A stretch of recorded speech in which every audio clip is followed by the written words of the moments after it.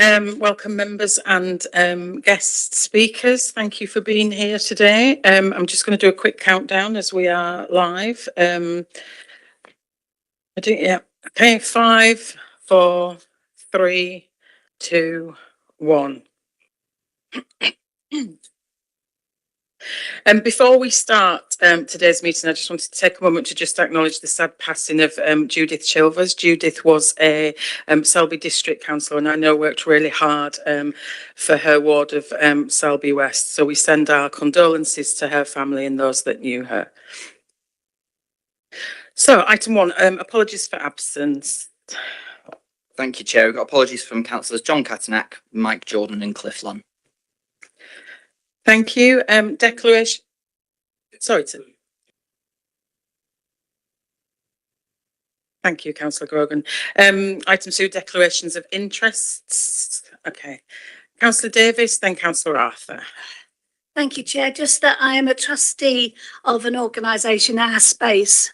So it's a non-pecuniary interest, but they have received a grant from 2 ridings and are mentioned. Thank you for that, Councillor Arthur. Thanks, Chair.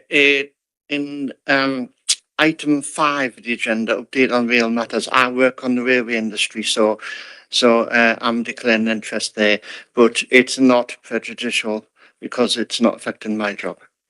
Thanks, Councillor Arthur. And just in the interests of transparency, I'd just like to acknowledge that I'm an employee of Tadcaster and Rural, who are also a beneficiary of 2 ridings, which is item 4 on the agenda. Okay. So we go on to item number 3, public questions and statements. I just want to acknowledge to members that we won't go into any public debate after these statements. But if there are issues that people want to raise under the work programme, that would be most welcome. So I shall hand over to you, David. Thanks. Yes, thank you, Chair. We received 1 public statement before the deadline on 3rd of November.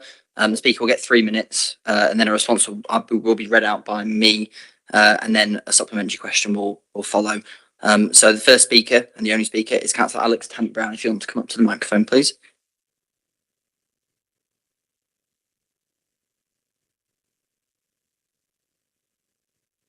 You've got 3 minutes whenever you're ready. Thank you.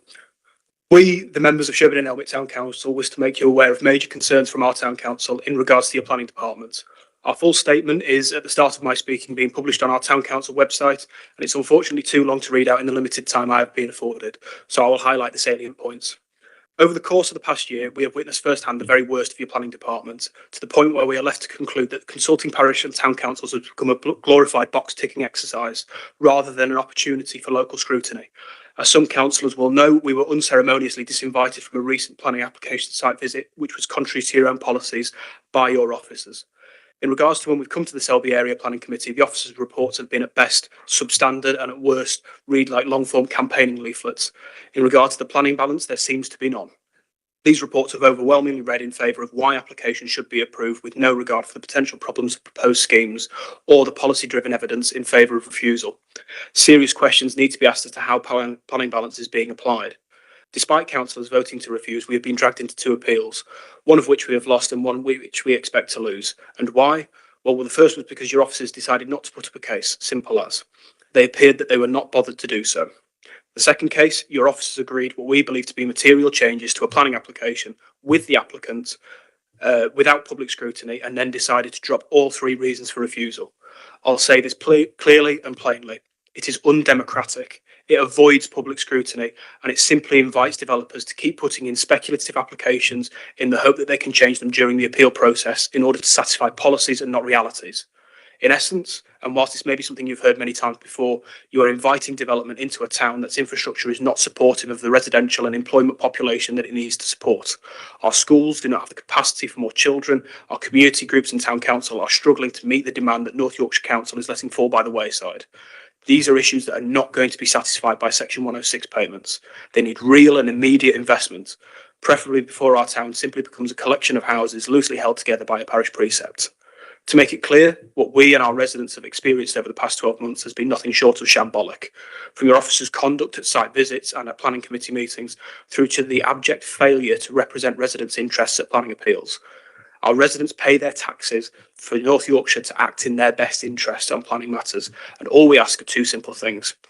One, bring forward a strategic allocation of land for new developments, one which does not rely on small residential access roads, and two, ensure an adequate investment plan for our area so that we can get the infrastructure we need. We might be forgettable up at Northallerton, but we will fight for all our residents to ensure that they get the services and infrastructure they need, and at the moment they aren't, and the interests are not being served by your planning department and ultimately this council. Thank you. I'll read this response from North Yorkshire Council Planning Services. Chair, members, it is with great regret that Sherburn and Elmet Town Council feel dissatisfied with a number of the recommendations made by officers over the past year. We appreciate the Town Council's continued engagement in the planning process and recognise the time and effort their members dedicate to reviewing applications and submitting local comments. However, I'd like to reassure both members and the public that officer reports are detailed, objective and evidence-based, providing a balanced assessment of all material considerations. For example, the report for application ZG2/23/0774/FULM, land south of Bartlett View and Rochester Way, Sherburn and Elmet, considered by this committee or the planning committee in April, ran to around 80 pages, including 17 pages of consultation responses and representations. None of the technical consultees raised objections that could be mitigated by planning conditions or by way of inclusion within a Section 106 legal agreement. That report also set out very clearly the policy position facing North Yorkshire Council, including the fact that the authority cannot currently demonstrate a 5-year housing land supply. See paragraph 10.1 of the case officer's report. As members will be aware, this triggers the tilted balance under paragraph 11D of the National Planning Policy Framework, meaning that planning permission should be granted unless adverse impacts would significantly and demonstrably outweigh the benefits. Officers are duty bound to apply that test. It is acknowledged that the policy situation is a complex one and that it has changed over the last 12 months. Regarding consultation and engagement, the Town Council suggests that consultation with parish and town councils is a box-ticking exercise. This is not the case. All local parish and town councils are formally consulted on planning applications and their comments are given due weight. However, for an objection to carry weight in decision-making, it must be based on clear, objective and technical planning evidence. Decisions must be robust and capable of standing up to scrutiny at appeal. Reliance on unsubstantiated concerns or the strength of local opposition alone is not sufficient in law. Regarding site visit attendance, it is unfortunate that a town council representative was unable to attend a recent committee site visit. Officers recognise this cause frustration and have since reviewed procedural advice from legal services and the chair of the planning committee to ensure clarity and consistency in future. The exclusion was not intentional and has prompted constructive internal review. Regarding appeal decisions and professional conduct, references has been made to 2 appeals where Sherburn and Elmet Town Council considered that the council did not defend its reasons for refusal. It is noted that a detailed response to these issues raised have already been sent to Sherburn and Elmet Town Council following their letter of complaint dated 30th of September. We responded to concerns raised about the appeal process following the refusal of the planning application for 106 dwellings at land south of Bartlett View and Rochester Row, Milford Road. The complaint focused on the council's conduct and representation at the appeal hearing. The council was represented by one of our development management team managers and a principal planning officer. No legal representation was present as the appeal was a hearing, not a public inquiry, which does not require cross-examination by legal advocates. The council attempted to instruct a highway expert to support its case, but was unable to secure one as neither the local highway authority nor external consultants were willing or able to assist. This was also the case for a similar appeal on Garden Lane. The planning inspector allowed the appeal, concluding that the proposal would not harm highway safety and complied with planning policy. The inspector found the council had acted unreasonably in preventing development and awarded full costs to the appellant. The council was unable to instruct a highway expert, but the inspector found the scheme acceptable. The letter concluded that the council did not act improperly in handling the appeal. With regards to defending the Garden Lane appeal, officers looked to present the views given by members at the planning committee. However, these were referred to by the planning inspector in his decision as being vague and generalised assertions about the effect of the proposal without their own substantive technical evidence, which officers could not defend strongly in planning policy terms at the hearing. In the land south of Bartlett View and Rochester Road appeal, officers sought to appoint independent highways consultants to defend a highways-related refusal reason. However, no consultant approached was prepared to do so, as none could identify any technical basis for defending the reason. Given the tight deadlines imposed by the planning inspectorate, a pragmatic decision had to be made promptly in consultation with the council's legal team, who confirmed the approach followed was both lawful and appropriate. It is always preferable for such matters to be discussed transparently at committee, but the timescales dictated by the inspectorate did not permit this on that occasion. Regarding infrastructure and cumulative impacts, concerns have been raised that Sherburn and Elmet lacks the infrastructure to support additional development. Officers fully appreciate these concerns. However, when assessing a planning application, the council can only consider the specific harm arising from the development proposed and ensure that it is mitigated in proportion to that impact. The Section 106 agreement for the Bartlett View application secured contributions towards education, healthcare, open space and highways in line with the evidence provided by statutory consultees. Existing infrastructure deficiencies in the wider town, however pressing, cannot lawfully be addressed through a single planning application. Regarding strategic planning and investment, the Town Council has asked that a strategic allocation of land be brought forward for development in Sherburn and Elmet. North Yorkshire Council is actively preparing a new local plan to replace the legacy district plans. This will identify strategic growth areas and infrastructure priorities across the county. However, the local plan process is necessarily detailed and evidence-based and will take several years to reach adoption. The second request for adequate investment in the area is understood and noted. In planning terms, however, investment can only be sought through Section 106 obligations or broader funding decisions, and service investment lies outside the scope of the planning decision-making process, though they may of course be pursued through other council programmes. Regarding planning balance, finally, with regard to planning balance, each recommendation presented to this committee reflects a careful weighing of identified harms against the social, economic and environmental benefits of the proposal in accordance with both national and local policy. Officers do not advocate for development, but apply the professional and policy framework impartially. The conclusions reached are always open to member scrutiny and challenge at committee. In conclusion, Chair, I would like to reaffirm that planning officers across North Yorkshire Council act with professional integrity, objectivity and transparency. Their reports are thorough, their recommendations are grounded in evidence and policy, and they remain committed to engaging respectfully with all parish and town councils, including Sherburn and Elmet, to secure the best planning outcomes for local communities. Members, I know that there's a couple of you that have got hands up, but we are in public questions, so we don't go into a debate on this particular section.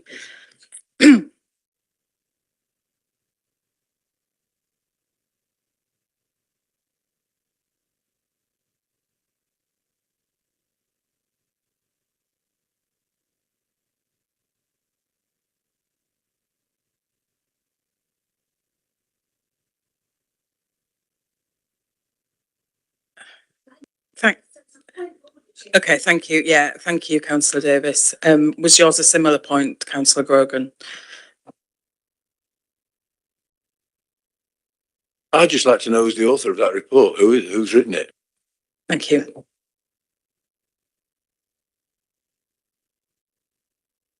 The author of that response was, it was from multiple people in the planning service, but Nick Turpin sent it to me. And I think he's development service manager, I believe.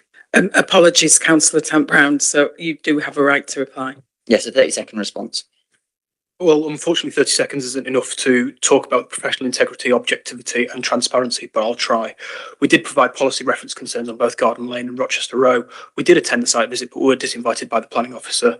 And if Garden Lane was preferable to be discussed in public meetings, why wasn't it?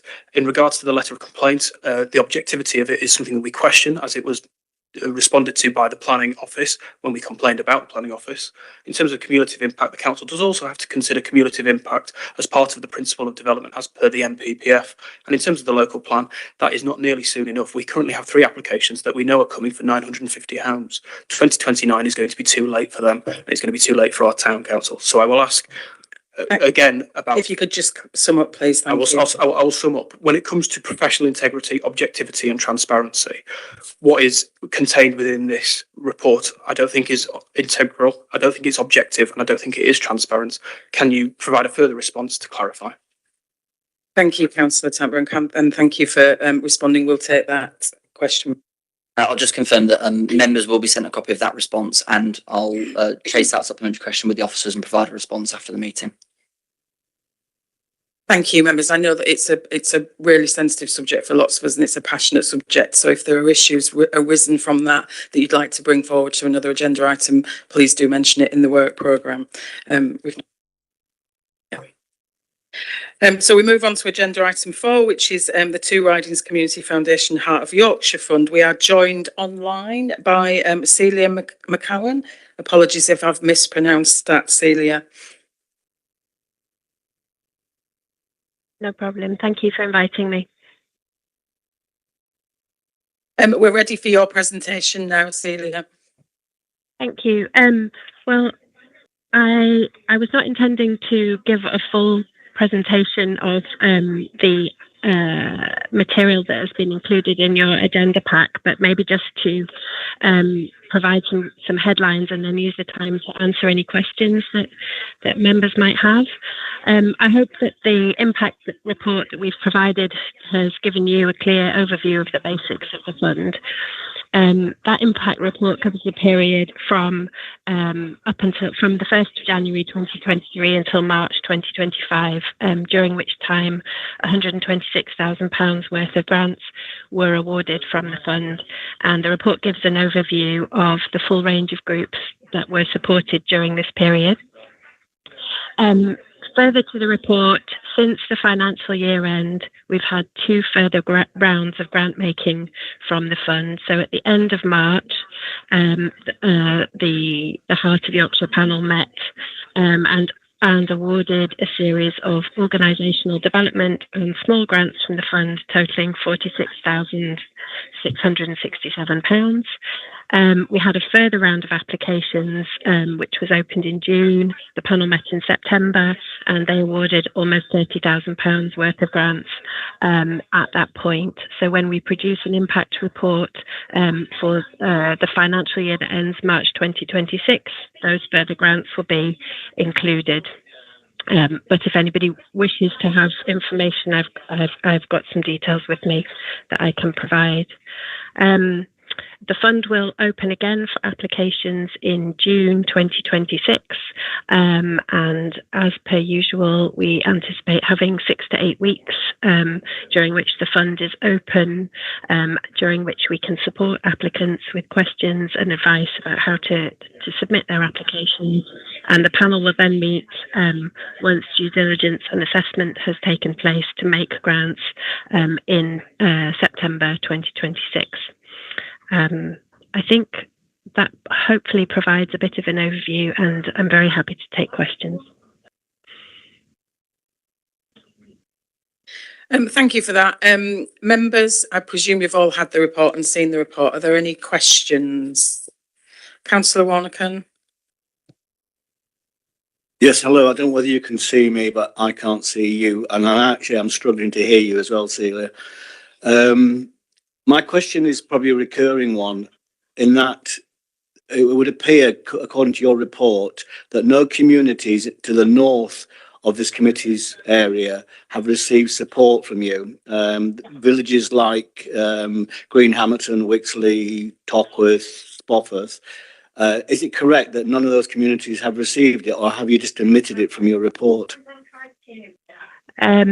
So if any groups from those areas had made applications and successfully been awarded a grant, they would be included in the list of grants provided. So I'm not sure whether there have been ineligible applicants from those particular villages. I would have to check our database of applications to be able to verify that. Okay, thank you. But your map actually doesn't show those communities. It just shows as far as Tadcaster. It was only for the former Selby district area, Councillor Warnegan. We Thank have you for other that, funds. Councillor We have Craig. other funds that cover other parts of North Yorkshire. I accept that, but it would have been helped if that we'd been made reference to. Thank you. Thank you, Councillor Warnock. And Councillor Crane? That was the point. Okay. Councillor Steve Shaw, right?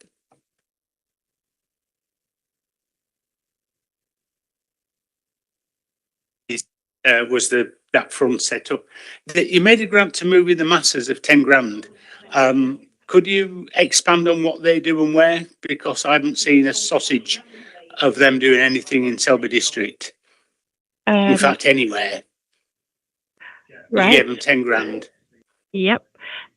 So I don't have the details of every single grant that we've made, but I could certainly provide that by follow-up to the committee.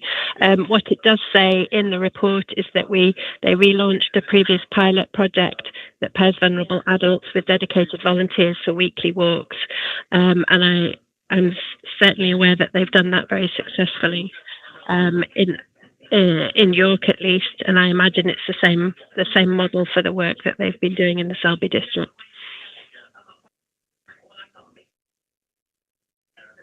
Thank you, Celia. Just one of the questions that I had was the window of application and how tight and short it is. I understand that there's going to be admin costs the longer that you would have that open, but I do think it's a little bit restrictive as to groups that may need help or support at the back end of the year, but have to wait until June to put that application. Is that something that you would look at reviewing at all, or?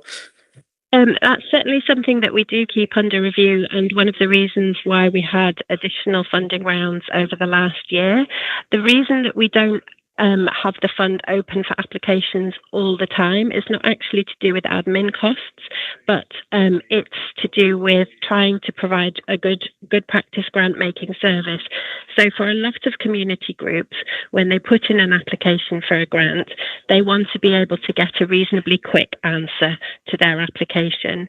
So if we keep the fund open for several months at a time, once a group has put an application in, they will have to sit and wait for results until the panel meets. So the best kind of compromise we can have between having the fund available all the time and giving people a quick response is to have it open for a window of 6 to 8 weeks, during which we advertise the fund across our social media, through our newsletter, on our website, and give groups maximum opportunity to hear about its availability and to get to support to put their applications in. If we have sufficient money to be able to do that more than once in a year, then obviously we open the fund again, but that's the reason why it's not permanently open. Although groups can apply to 2 ridings for funds from other programmes at other times of the year as well. Thank you, Celia. Just to be clear on that they could come to 2 ridings at another point, and would potentially be considered, and there would be a consideration to reopen that fund. I think for me and possibly other members in the district, there are many small groups and incredible charities out there that run incredible programmes that would really benefit from this fund, but find the window restrictive. But you're saying that they could come to you at different points and there would be a reconsideration of opening. So I think I'm saying 2 different things. So I think we can only open the fund for limited windows of time on an annual basis. If there's sufficient balance of funds available, we might be able to open the fund, say, twice in a year, as we've done over the last financial year. If groups have got an urgent need outside of that window when the fund is open, we do run other funds. So not the Heart of Yorkshire Fund, but we have a small grants fund, we have an organisational development fund, we have various other thematic funds that support some of the same issues that are covered through the Heart of Yorkshire Fund. And we will always signpost any groups who are looking for money to the best possible opportunities for them to receive some support for that work. Okay, thank you, Celia. Councillor Davis. Thanks, Chair. Just a general point following up on Councillor Shawwright's. Presumably there are evaluation forms, there are reports on outputs, outcomes went from the funding that's given, which I think it might be useful for us to at least have some feedback on. I'm looking at some of these. A lot of these I've heard of, and I do know people who have used them. But I think particularly when there is a larger organisation that is delivering a service in Selby on top of something else. The whole point for this money was that it was former district council money and should be dedicated here. So I think it's quite important for us to be able to unpick, if you like, the added value that has been gained from this, rather than, I mean, I know about, central costs and full cost recovery. I understand all of that. But I think it is quite important. There are a number of these where that seems to be the case. So I think as Selby councillors, we ought to be able to at least interrogate that in some way, or at least receive that feedback, not necessarily at a meeting, but, to actually receive the information. And I think the other thing is, if these organisations could be encouraged to let us as local councillors know that this service is now being delivered in Selby, because we will all know people who could have taken advantage of some of this. I may miss some stuff, but I don't miss much. And there's 2 or 3 things here that I've suddenly thought, actually, that would have been really great. I know families who would have benefited from that. So if that could be picked up and identified and communicated, it would be useful. It's a fairly common complaint from me, not just for your organisation. I moan about North Yorkshire not doing it as well. I think as local members are not used to the best of our abilities. If you tell us, we can make sure this stuff is cascaded, that's what it's for. That money is there for the community, and I don't think we're getting best use from it if we don't know. If you're providing a service, if you don't tell anybody, it's not going to work. So I think both of those would be useful, Chair. Thank you, Councillor. Councillor Prescott. Thank you very much. I represent Ainsty with Arnold. Between us, we cover both sides of it. Could you send us a list of what funds are actually available to the Ainsty section? Are you struggling to hear? Because that was a strange expression there for a second. You all right? Can you hear? Yes, thank you. Right. Yes, I'm just taking notes so I can respond to all the points.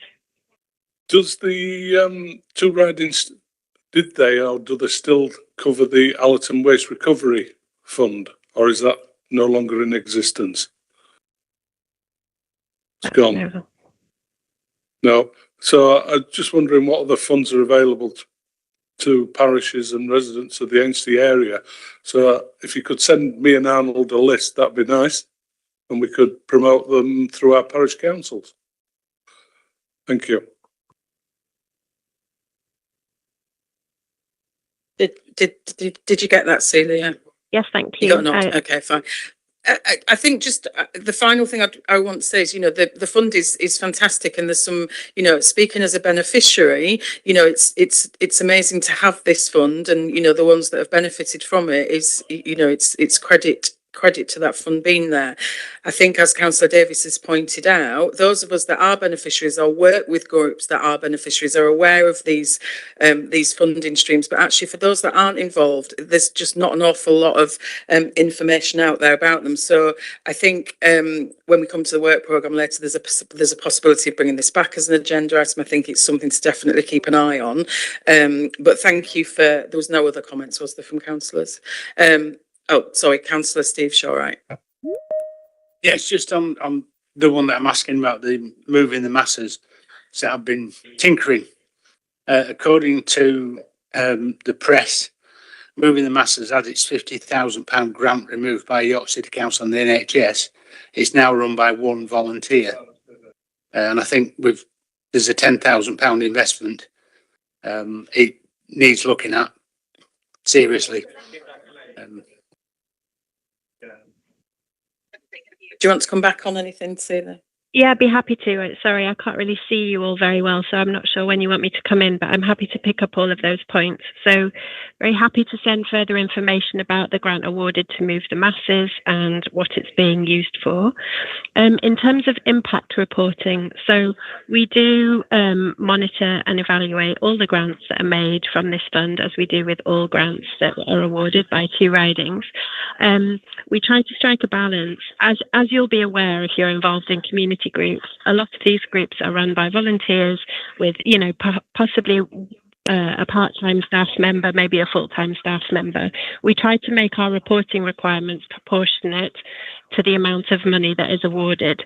So all grantees will provide us with an end of grant report that explains how many people have been supported by the work, what activities have been carried out, what impact they have had, what learning the organisation or group has had, and what plans there are for continuing the work in the future. So we gather that data. As you know, there's a significant number of grants that are awarded by this fund on an ongoing basis. I think it might be slightly overwhelming for the panel to receive end of grant reports for every single award that has been provided.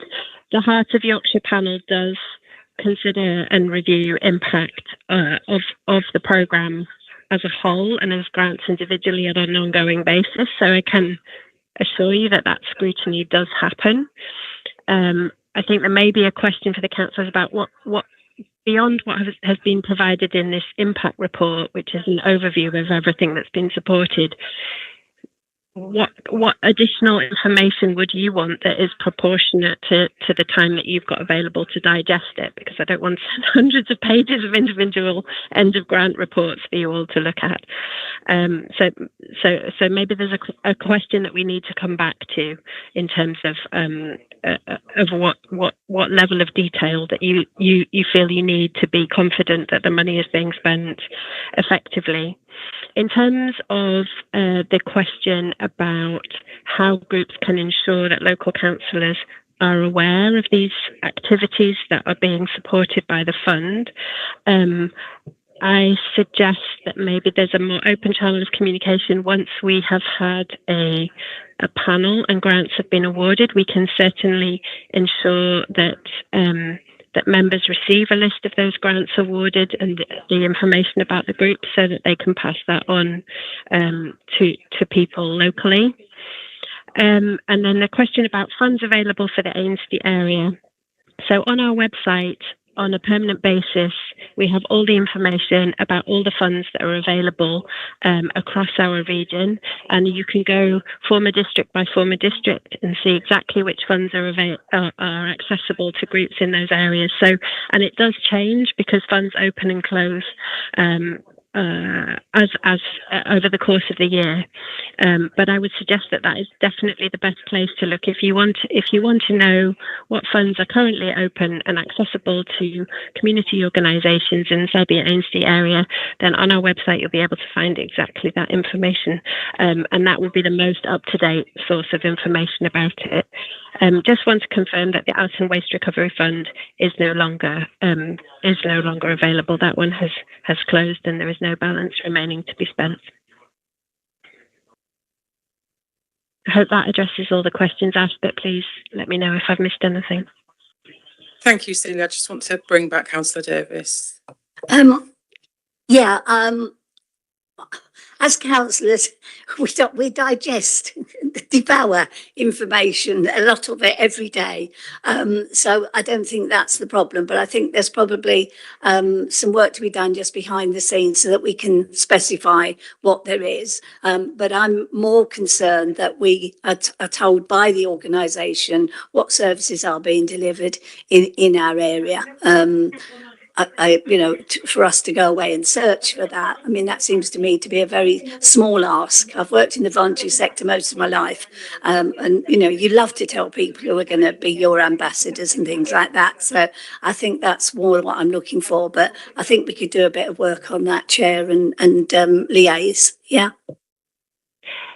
Thank you, Councillor Davis. Yes, come back in, Celia. So absolutely. So we're happy to provide on behalf of groups a list of the grants that have been awarded, and so that you're aware of all the work that is that is happening and activities that are taking place.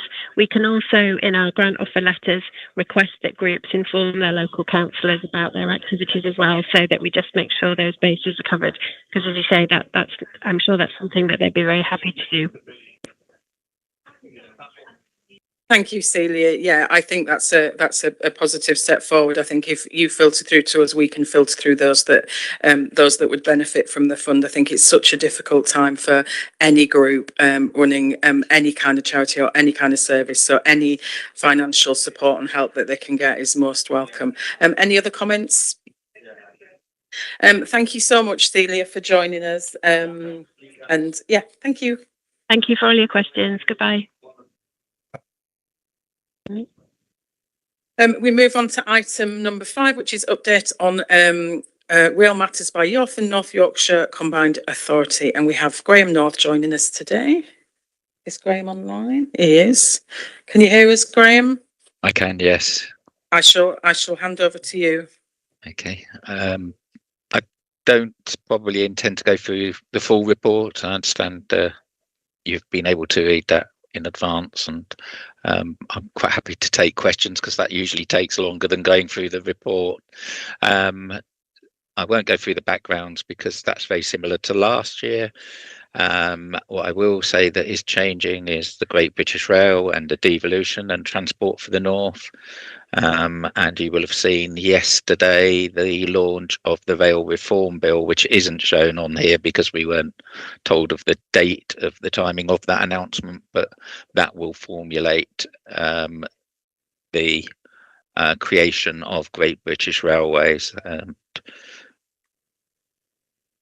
That will be developing over the next 2 years and will become the new rail body for the whole rail network in England. Under that, the mayors will also have powers to have more influence over local rail services and development of local rail services in the future.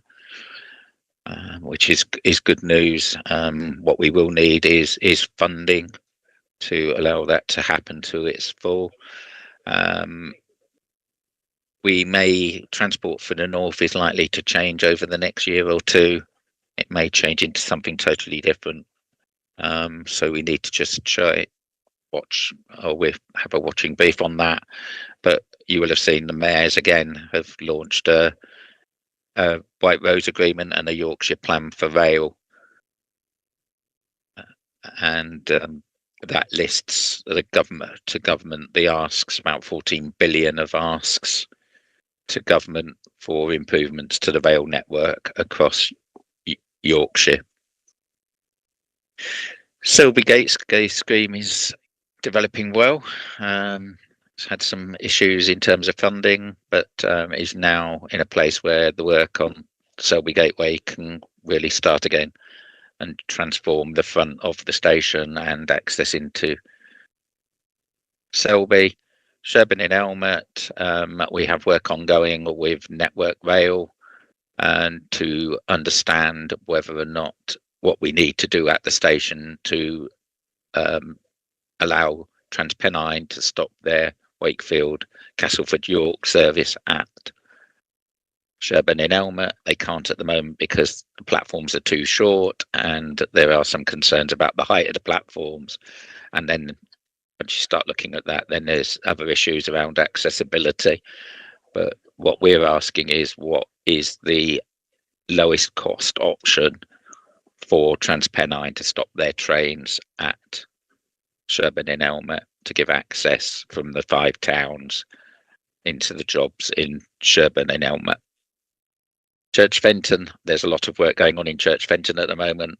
If you've been anywhere near, you'll see an impressive new bridge that's been installed and a new road. They're all hoping to be available by early next year. Significant investment. It will remove 3 crossings across the railway, as well as providing a better access for residents of the Rose Lane terraced houses, which means they won't have to go over a crossing anymore.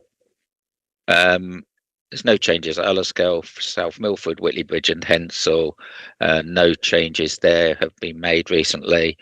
The only change that's likely to come is cattle with the malt kiln development, which will make a significant change in how cattle station will work in the future. And I think the things that started to come through in the call for sites in the local plan development will further emphasise the importance of Cattle and Hamerton stations going forward. I'm not going to mention much about the performance and punctuality. There's figures at the end of the report, but it does seem overall to be improving at the moment. The station usage figures, I will get new figures in about a month's time. So they only come out once a year, usually about the end of November, beginning of December. So the figures you have here are the same as the ones from the report before. And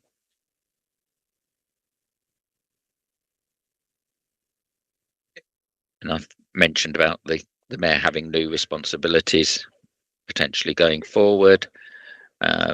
We did have some schemes, one of which was a York capacity scheme, which gave a third track north of York.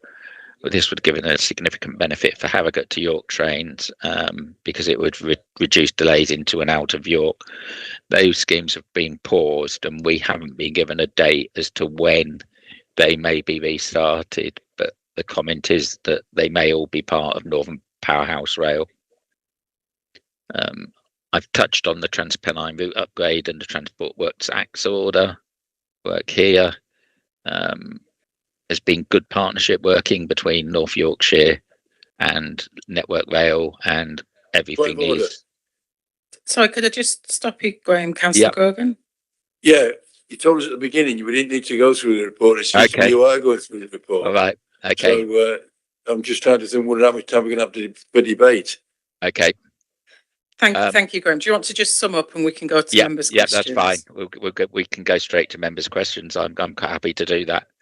I just would say that the one very quick thing, we are doing work on Gould to Leeds with Hensall and Whitley Bridge. That work is progressing well. We'll come out with, we're hoping, the reason for a case for change, and that will come out fairly soon. Thank you, Graham. Councillor Davis. Thanks, Chair. It's just I need to record probably a tenuous conflict of interest because my partner works for Network Rail, and anything that's got rail in the title can always call things into question. But actually on the report, I think most of that is good news. I think it's welcome. The more that we can do to improve our public transport, get cars off the road and get people moving around more is really good. I was only musing yesterday. I've lived here long enough to remember when we didn't have trains to London and places like that. And I do often say a secret thank you to our former MP, John Grogan, for getting that sorted when he represented us. The whole point around this is it's all about trying to improve the environment, trying to improve active travel. So it's all to be welcomed. Thank you. Thank you, Councillor Davis. Councillor Arnold Warnacan. Thank you, Chair. On page 30 of the report, 4.7.1, you make reference to the impact of the £10 million investment, the York and Harrogate line. I'm intrigued about the figures at Cattle, but only being 16% as opposed to Hamerton being 29%. And the reason from local residents, get that's happening is because more people are going to Hamerton because there's standard chance of getting parked without getting a parking ticket.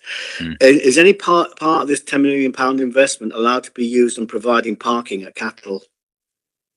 That £10 million investment was to enable the two trains an hour to run between Harrogate and York.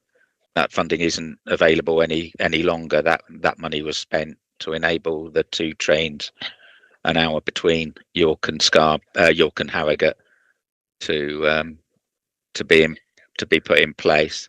There is no other funding at the moment available. We're aware of the issues at Cattle, and parking at Cattle. And we know the Malt Kiln development does identify a need for car parking close to the station. Thank you, Graham.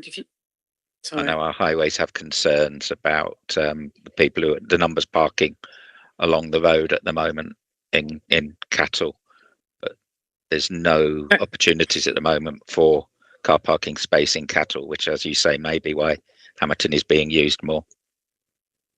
Thank you, Graham. Do you want to just briefly come back? Yeah, thank you, Graham. I take on board what you said about the £10 million. I just needed reassuring that was the case because I get asked constantly about this. What I would say is that there are options available regarding parking because I don't believe the residents in the division I represent that use this more than anybody want to wait till Malt Kiln's in place to have safe and secure parking. And so I'd like to maybe progress the options that have been put forward to me from organisations around Cattle Station to maybe see whether they can be progressed. So is it you I need to talk to, Graham?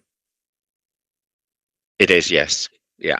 Thank you. There has been some work done in the past, and one area that I suspect may come forward has quite a significant water course under it, which would be a significant cost for the number of cars in the car park, but we can talk about those separately. Thank you. Thank you, Graham. I've got Councillor Jack Proud and then Councillor Bob Packham. Thank you, Chair. I'm not sure if it's relevant to this. Well, I think it is, but the biggest issue we have in Selby generally with the trains is that you'll get there, wait, and then it'll turn up with two carriages that are already rammed full, and you can't get on. So I know last year I went twice to go to York and ended up going on the bus and sitting in traffic on the A19 instead. So I just wondered if there's any way this committee or Graham can feed that back and look at getting some more capacity, particularly at peak times around Christmas and on a weekend. Thank you. Yeah, Northern are aware of the capacity issues on this corridor, but from Selby into York. And I know they have started to look at whether or not they can put extra coaches on some of the trains. I think they've started doing that now on race days. In particular, they're trying to put extra capacity. The issue we have across the north is there isn't enough rolling stock available. There will be some rolling stock come available potentially in about 2 years' time that can be used by Northern, but Northern's rolling stock is also very aging, and a lot of their rolling stock is now about 40 years old and is becoming less reliable as well. It's an issue across the north that the north is trying to address and encouraging to see whether or not we can get that extra rolling stock in the north. We'll be competing against others in the rest of the UK for that rolling stock as well. There is new rolling stock coming, but it will not be until the early 2030s. We'll hold our breath and wait for that one then. Councillor Bob Packham. Thanks, Chair. I'm pleased to see that we're finally looking at Sherburn Station in terms of improvements, particularly given the massive growth in passenger numbers there and the potential for further growth. There is, as Jack has said, in relation to Selby, the overcrowding issue, largely because the TransPennine trains can't stop. So obviously, if we can get to a situation where they can stop, that will help reduce capacity issues at Sherburn. One thing you did say about the Sherburn improvements is that you would be looking for the cheapest option. Well, I hope you won't necessarily be looking for the cheapest option, because one of the other issues at Sherburn is poor access for disabled people. We need improved access to the station, so I would hope that that will be built into any scheme to improve Sherburn Station. In addition, of course, there's a need for other facilities such as car parking. And I think given the growth in Sherburn Station, the potential future growth and the proximity to the industrial estate, there's a really good case for further investment in Sherburn. Thank you. I would agree, and it's the reason why we're asking Network Rail to do the work is to get the trains I think the priority is to get the TransPennine trains to stop.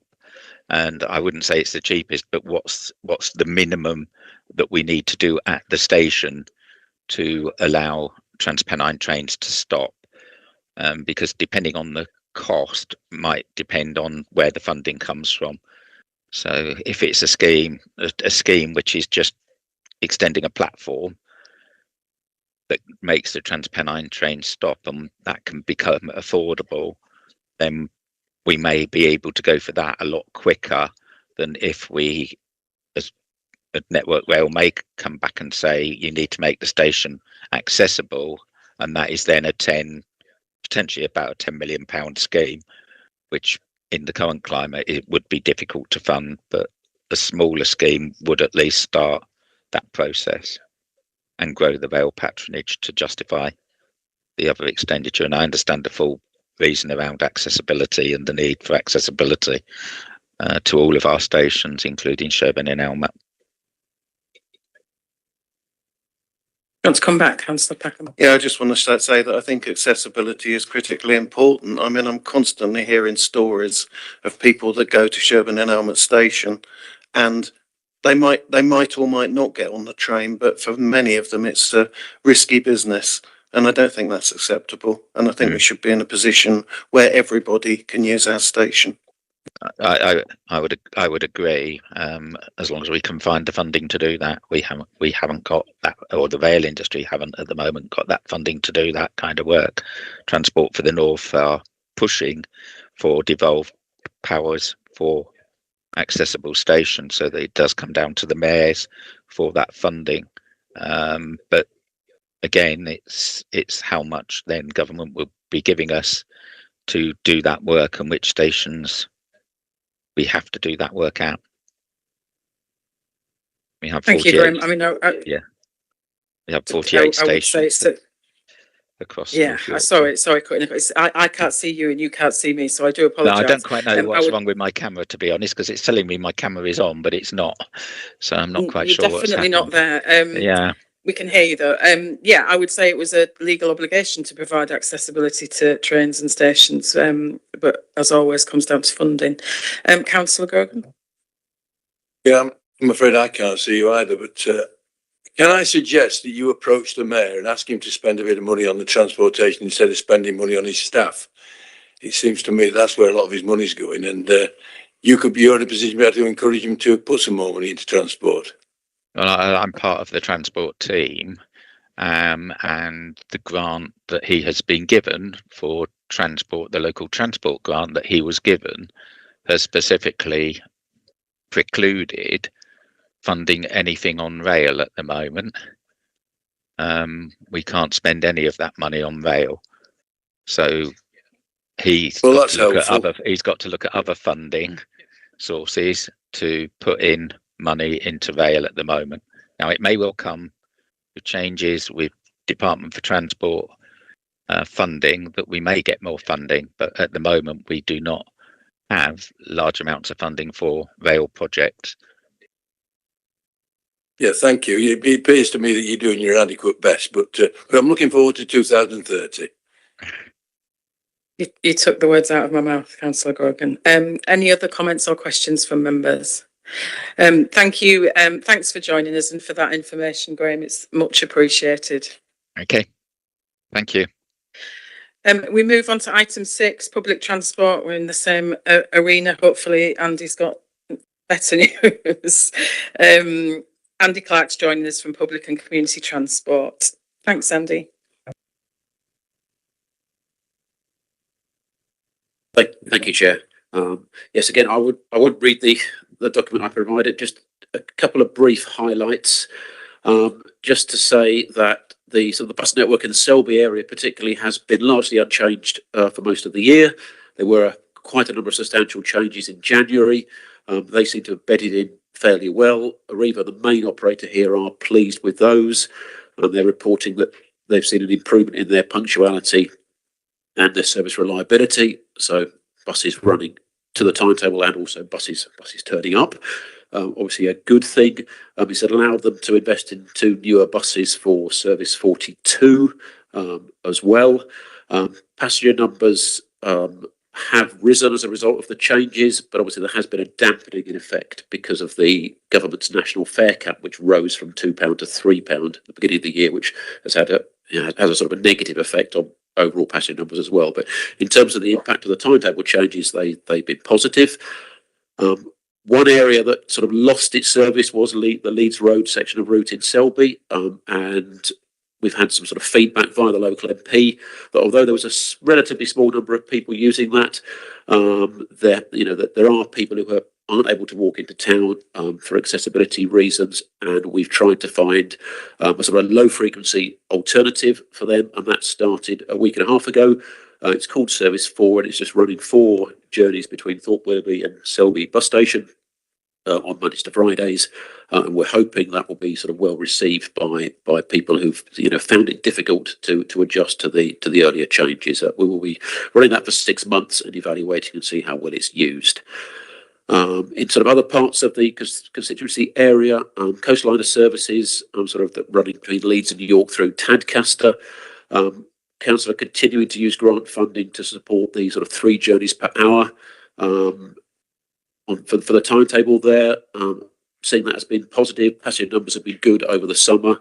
I'm aware there have been some reliability issues, some of which is traffic related there. Sorry, Andy. Point of order, Andy. You're reading out what's on the report. You said you weren't going to go. Sorry. Okay. Shall I go straight to questions? Is that? I think that's Yeah, a good idea. happy to do that. Thank you, Andy. Sorry. I think we appreciate it, and we've all seen the update. So I'm going to come to Councillor Warnock and then Councillor Crane. Thank you, Chair, and thank you, Andy. I'm beginning to get a phrase of Bermuda Triangles. We're going to become Ainsty Triangle, because I'm conscious that your report doesn't touch on the service that goes through the Ainsty from Wetherby to York, going through Tockwith Village. Doesn't touch about the bus service going from York to Harrogate via Greenhammer and Wixley, etc. Is that because there's nothing to tell us, or is it because you haven't grasped that actually it's part of our area? No, it is because I haven't got anything to update specifically on that. I appreciate that, but once again, as with the previous report I made comment to, if you just acknowledge there's nothing to update, then I wouldn't have to ask you that question. Thank you very much. Councillor Crane. Thank you. I contacted the bus team about 18 months ago about bus services in my division, which is 2 villages, Brayton and Barlow. Brayton was reasonably served, and as a result of recent changes is even better served. Barlow is almost completely unserved. If you live in Barlow and want to go to a hospital or doctor's appointment in the afternoon, you cannot get there by public transport. There's no train through Barlow, of course, so it's only buses. I think the last bus gets into Barlow at 2 o'clock in the afternoon, excluded school buses. And I'm sorry, but I just don't think that's acceptable, because I constantly hear from people who are older, live in Barlow, have got a doctor's appointment, even at 1 o'clock, you're struggling to get into the doctor's, get out and get a bus back to Barlow. And they're relying either on a taxi or a friend giving them a lift. So my plea once again is, can we not improve that bus service to Barlow so that people, at least there's one bus later in the day that gets people back home? Yep, certainly. I mean, happy to look at that. Obviously, the difficulty we have here is ultimately with funding. Currently, we have all of our funding is allocated to the network that's out there. We've been getting grant funding from central government, but it's been on a 1-year basis, which makes it very difficult to sort of plan new services, because generally they will need a longer time than that to really bed themselves in. We are expecting around this budget statement to get a 3-year settlement for bus grant. We've really put us in a better position to look then at how we can kind of expand the network. It has been a sort of firefighting, maintain the network position over the last 2 or 3 years. But I will certainly go back and have a look specifically at Barlow, whether there is anything else we can do for a later journey. But I would point also to the possibility of using the community transport scheme in the area as well. If people are needing access to hospitals outside of the hours of the bus service, it may be that Up for Yorkshire could offer them a journey there. I know it's not the same as a bus service, but there is an option there for community transport as well. Do you want to come back? Can I come back? Yeah. If only we had a Minister for Transport in the area. Thank you. Councillor Carl Arthur and then Councillor Proud. Thanks, Chair. It's just in relation to North Duffield. Now, they do have a bus service to York, but they don't have a bus service to Selby. And people in North Duffield have told me they would prefer to shop in Selby, and some of them can't get down to Selby as a consequence. In addition to this, we have problems with the number 4 service, which doesn't run very often, and it doesn't run at peak times either. So last year, I think I suggested a minibus that goes around Hemmingworth, Cliff, Osgoodby, North Duffield, Skipwith and Thorganby. Are we any further forward than that? We aren't, in that we don't have funding available to do that. That sort of service is going to take a long time to, I think, sort of bed in and develop. So we're hoping that if we can get a decent 3-year funding settlement, we can look more closely at that. There is also a review, sort of a root and branch review underway, led by the Mayor, into kind of all the public transport provision across the county, and the hope is on the back of that we can sort of pull in some additional investment to make some improvements. But yeah, it's still definitely on the list, just we haven't managed to progress things yet. Okay, thank you. Thank you, Councillor Proud.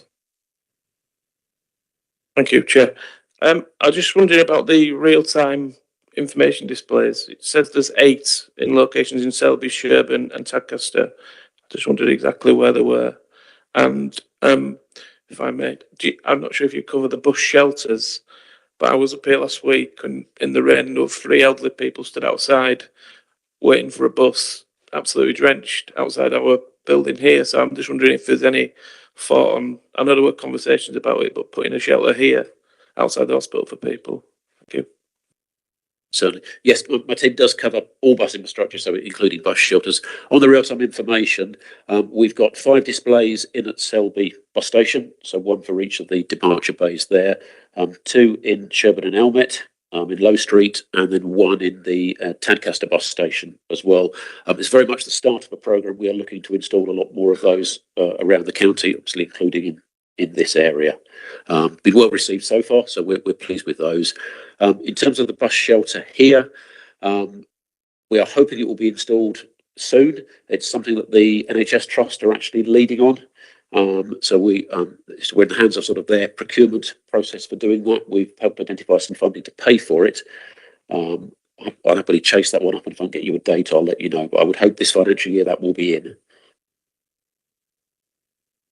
Thank you. Councillor Stephanie Duckett. Thank you, Chair. It's just really to back Carl up on the Hemmingworth area.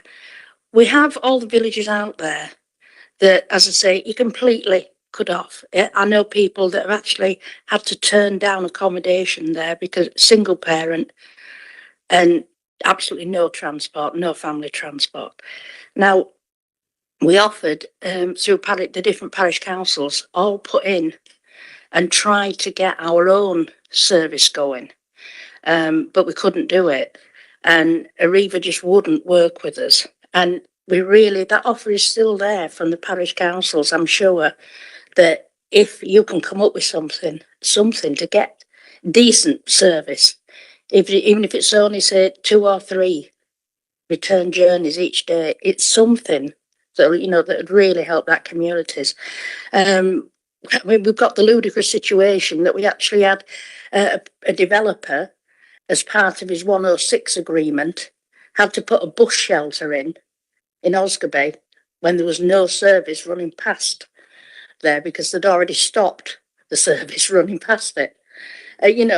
Absolutely ludicrous situation. But anyway, the offer's still there with those our parish council, definitely, and I presume the others would still be on it if, we could come to something. And as for the bus shelter out here, I tried several times using my locality budget to get a bus shelter put in over there, and it was the NHS that actually stopped us, the district council, as it was then, and the county council, from putting a bus shelter up. So I'm really pleased to see they've finally got the reds together and putting one in. Thank you. Do you want to come in, Andy? We've got nothing to add to that at this point, but yeah, I'm noted about the working with the parishes. Thank you. Councillor Quinn, did you want to come back? It's on the point that Steph and Jack have just made about the bus shelter here, which is something that I've asked for a while. I'm not sure where we are financially, but if it required some extra funding, I'd certainly be, although it's not in my ward, I know it's in Councillor Shawwright and Davis's ward, but I'd be willing to, put £1,000 or whatever in, because people in my ward complain there isn't one. And the other thing is if you're not used to it, if you want to wait for a bus here, you've no idea where it's going to stop. Sure. Yeah, I mean, I'm afraid in this case, actually, funding isn't the issue. We've identified funding. It is just the process of getting, because it's on a site of the NHS and managing. It's the process of actually getting them to get a contract in place and actually do it. But I will happily give them another chase up. Councillor Arthur, do you want to come back? Yes, in relation to what Steph's just said about the parish councils put money in, I do remember that. And we both agreed to put some of our locality budget in as well. And I'm quite willing to do that again if needs be.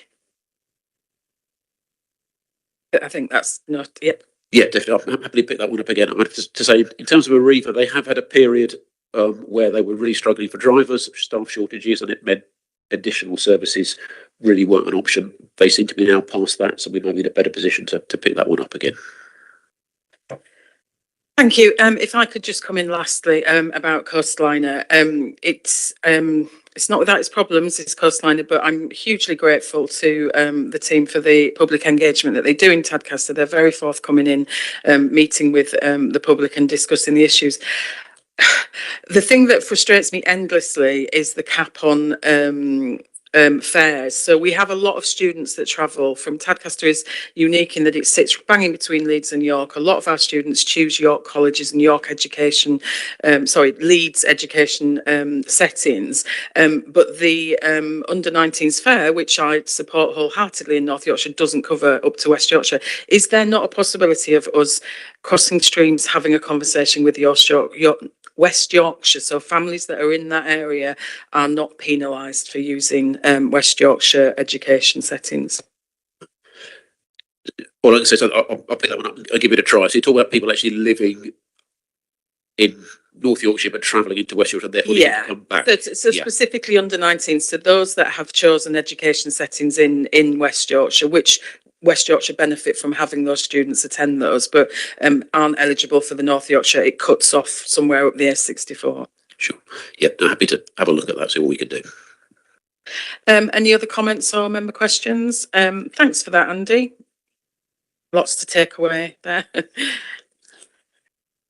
If we move on to item number 7, which is our housing and community centre. So welcome Andrew, Rowe, Lorraine, and Carl Doon. I think we all know who you are, but if you want to introduce what your roles are at the start, that would, you've got it written on your name, so you're fine.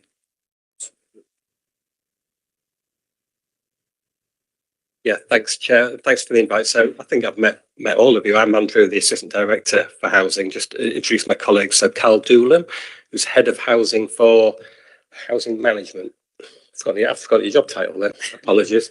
And all services. And all services. And Lorraine, Head of Housing, who deals with assets, asset management, repairs, maintenance, looking after the compliance against the council homes. So I understand there was a report that came to committee last time. There was a bit of a debate about that, so we wanted to come back and just clarify a few points on that. And I know there's a lot of focus and discussion around community centres, given the report that Carl brought last time, and void properties. What I thought would be useful, if it's okay, is just to provide a little bit of context in advance of that, in terms of the sort of wider housing improvement work that we're doing. I will try and be brief, because I think a number of you will have heard this stuff before, but I think it's important just to set that context in terms of the wider journey that we're going on. Carl can get that going. Yeah, thanks. Just go to the next one, Carl. Yeah, just so you're aware, so you will recall that last year new consumer standards were brought in by the government. So new social housing legislation was brought in, really about raising the bar in terms of the quality of social homes and how well they are managed and the services are offered to tenants. And if you recall, we did a bit of a self-assessment against where we think we sit against that as a new council. And it was clear that we recognised we were non-compliant. So we did something called a self-referral to the regulator of social housing, basically setting out this is the work that we've done, this is a plan that we've got, but we acknowledge that we are not compliant. On the back of that, we've done quite a lot of stuff. That's the next one, Carl. Oh, I think you have to turn your sound off.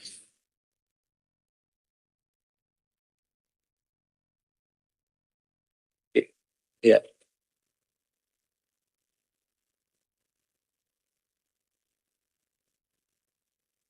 I can turn volume off.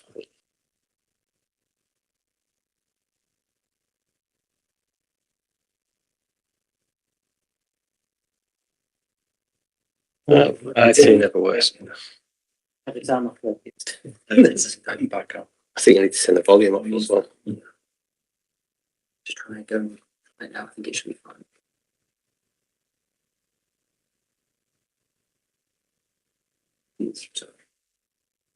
I speak now. It's printed. Yeah. Members do you have the slides in We got front the of you? slides We in all front. do have the reports pack, so we can, if you want to reference certain points, I'm sure we can get to them if that's easier, Andrew. Oh, it seems like we're working now. Yeah, so just to recap on the back of that, we've done quite a lot of work. We've set up like an improvement board. There's the Housing and Leisure Scrutiny Committee was set up in part to help us monitor delivery against our improvement plan. So we've got an improvement plan and strategy that was adopted by the executive, and the 7 key work streams within there around governance, around stock quality, around safety and compliance, around understanding tenants' needs, around our repairs and maintenance service, around safe neighbourhoods and fair allocation and tenancy management. So we've established a housing improvement board which meets every month, and we've got a regular ongoing meeting with the housing regulator in advance of that every month. So we're under a lot of scrutiny from them. We've got the improvement strategy adopted. And on the back of that, there's also a big suite of performance measures that you'll have seen that we're reporting through the corporate performance monitoring process.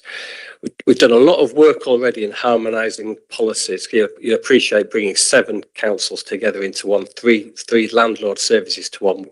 We're effectively had 3 of everything or gaps in between. So we've done a lot of work developing new policies. There's something like 60 or 70 that actually need to be developed by the new council. So we've prioritised that, and we're well on with that. So things like the tenancy policy, repairs standard, ASB work, we're prioritising and getting them through. There's also a learning and development strategy action plan in place, because again, one of the interesting things about the new legislation, there's a legal requirement for basically senior managers working within the service, within all social landlords, to have relevant qualifications. So the government are really trying to uplift the professionalisation within the sector. Good news is most of us have got it, but there are a few gaps that we need to work through. So the work stream around understanding stock quality. So one of the big reasons that we were non-compliant with the new consumer standards is this thing called decent homes. We cannot demonstrate that the homes that the new council manages meet the legal decent home requirements that are implemented through the government. And one of the reasons we can't demonstrate that is because none of the 3 former councils had ongoing stock condition surveys. So we've been pushing ahead with that. We've got a stock condition survey programme ongoing with a target to survey half of all the council homes by March 26 and 100% by September 26. Good news is we're on with that, and we're on target to get that completed. One of the other big challenges that we've had is around sort of the asset management systems and just IT systems, basically, because we've got 5 systems all in place, actually, just in relation to the management of the council housing stock. So we're consolidating that. We've got a single asset management system now in place just for the repairs and maintenance service, and we're building that up in phases. We've got an interim asset management strategy that's being developed, and lots of other work going on around sort of electronic survey forms and so trying to get the service a bit slicker. work stream around keeping homes safe and compliant. So we've got we've got what we call safety plans approved for what we describe as the big 7 health and safety risks related to council homes. One of the areas that we were behind was fire risk assessment. So we've been putting a lot of effort into that to catch up with that, and we were 100% complete with that. Asbestos. There's a whole range of regulations around asbestos surveys and certain properties that we must have an ongoing regular asbestos. Thank you. Andrew, it's a great report and there's loads of fantastic information in there. We've all got it and we've all kind of read through it. So I just wonder if we skip through a few highlights and that gives us an opportunity. Well, I'll tell you what, if we go to the end, there's a couple of slides at the end in terms of the sort of key challenges and next steps that are key points. And hopefully that will segue onto Lorraine and some of the stuff around voids.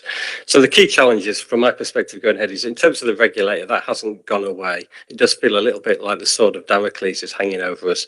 And there's a real risk that if we can't demonstrate ongoing improvement, if we can't demonstrate that we are investing in our homes, getting the decent homes numbers up and making sure we're compliant against the regulatory stuff we must do, there's a strong risk that the council could fall into what it would be described as a C4 rating, and that's bad news because the regulators have got a whole range of powers that they can use.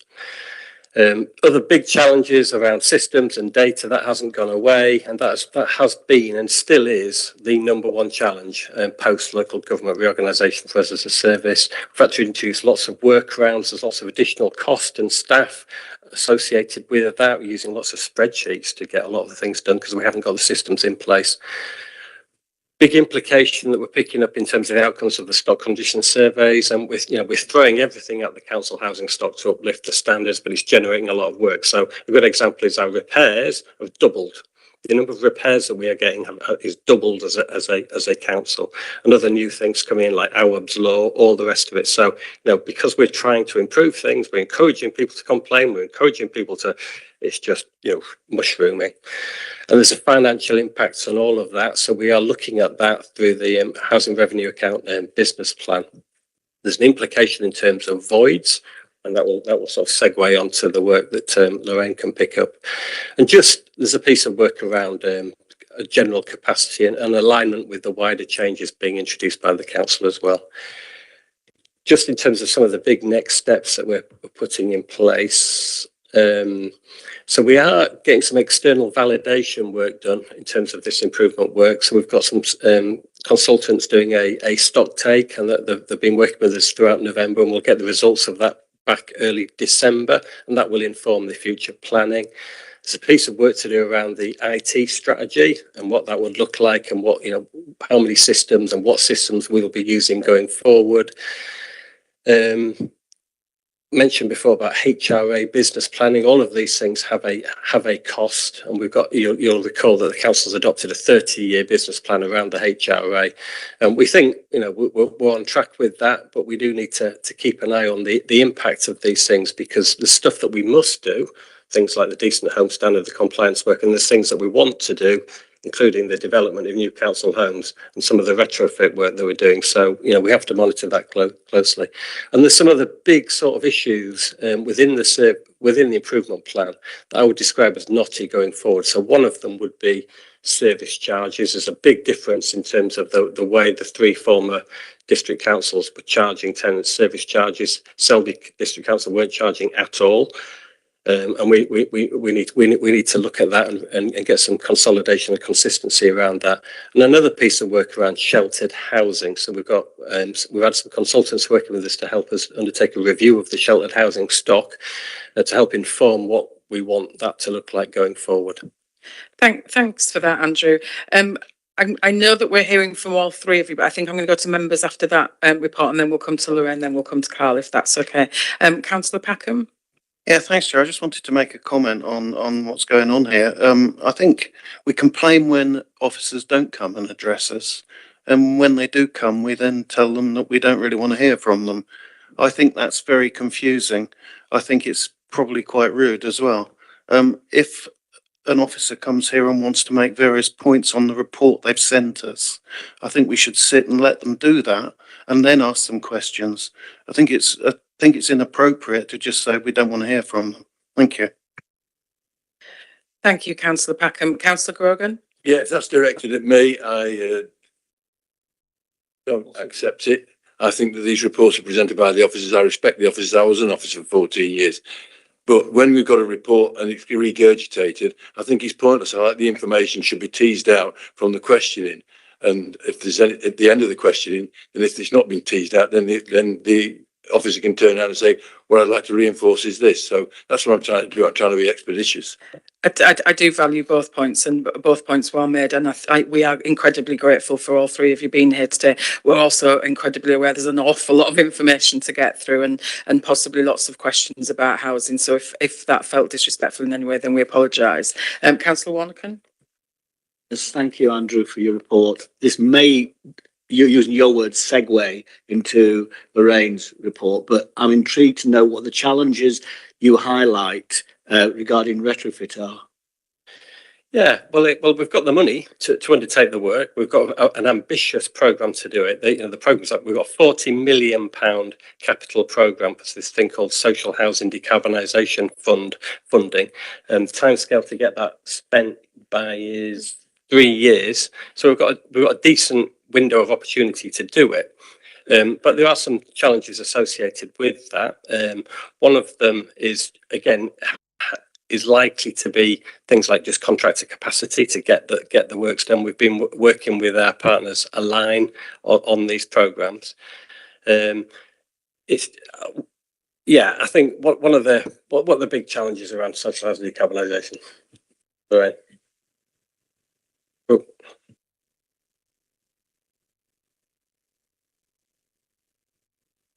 Yeah. A bit like trying to pull a door instead of push a door, isn't it? So big challenges around the SHDF is, as Andrew says, it's generally capacity with contractors. Obviously, government are pushing lots of these schemes out there. We are very fortunate. We have 8 principal contractors that we've onboarded through Align onto a framework. We're just starting to mobilise those contracts now. So with any of these projects, it's a bit of a slow start to the projects while the contractors understand exactly what is required of them, the quality, the standards that we expect in our homes.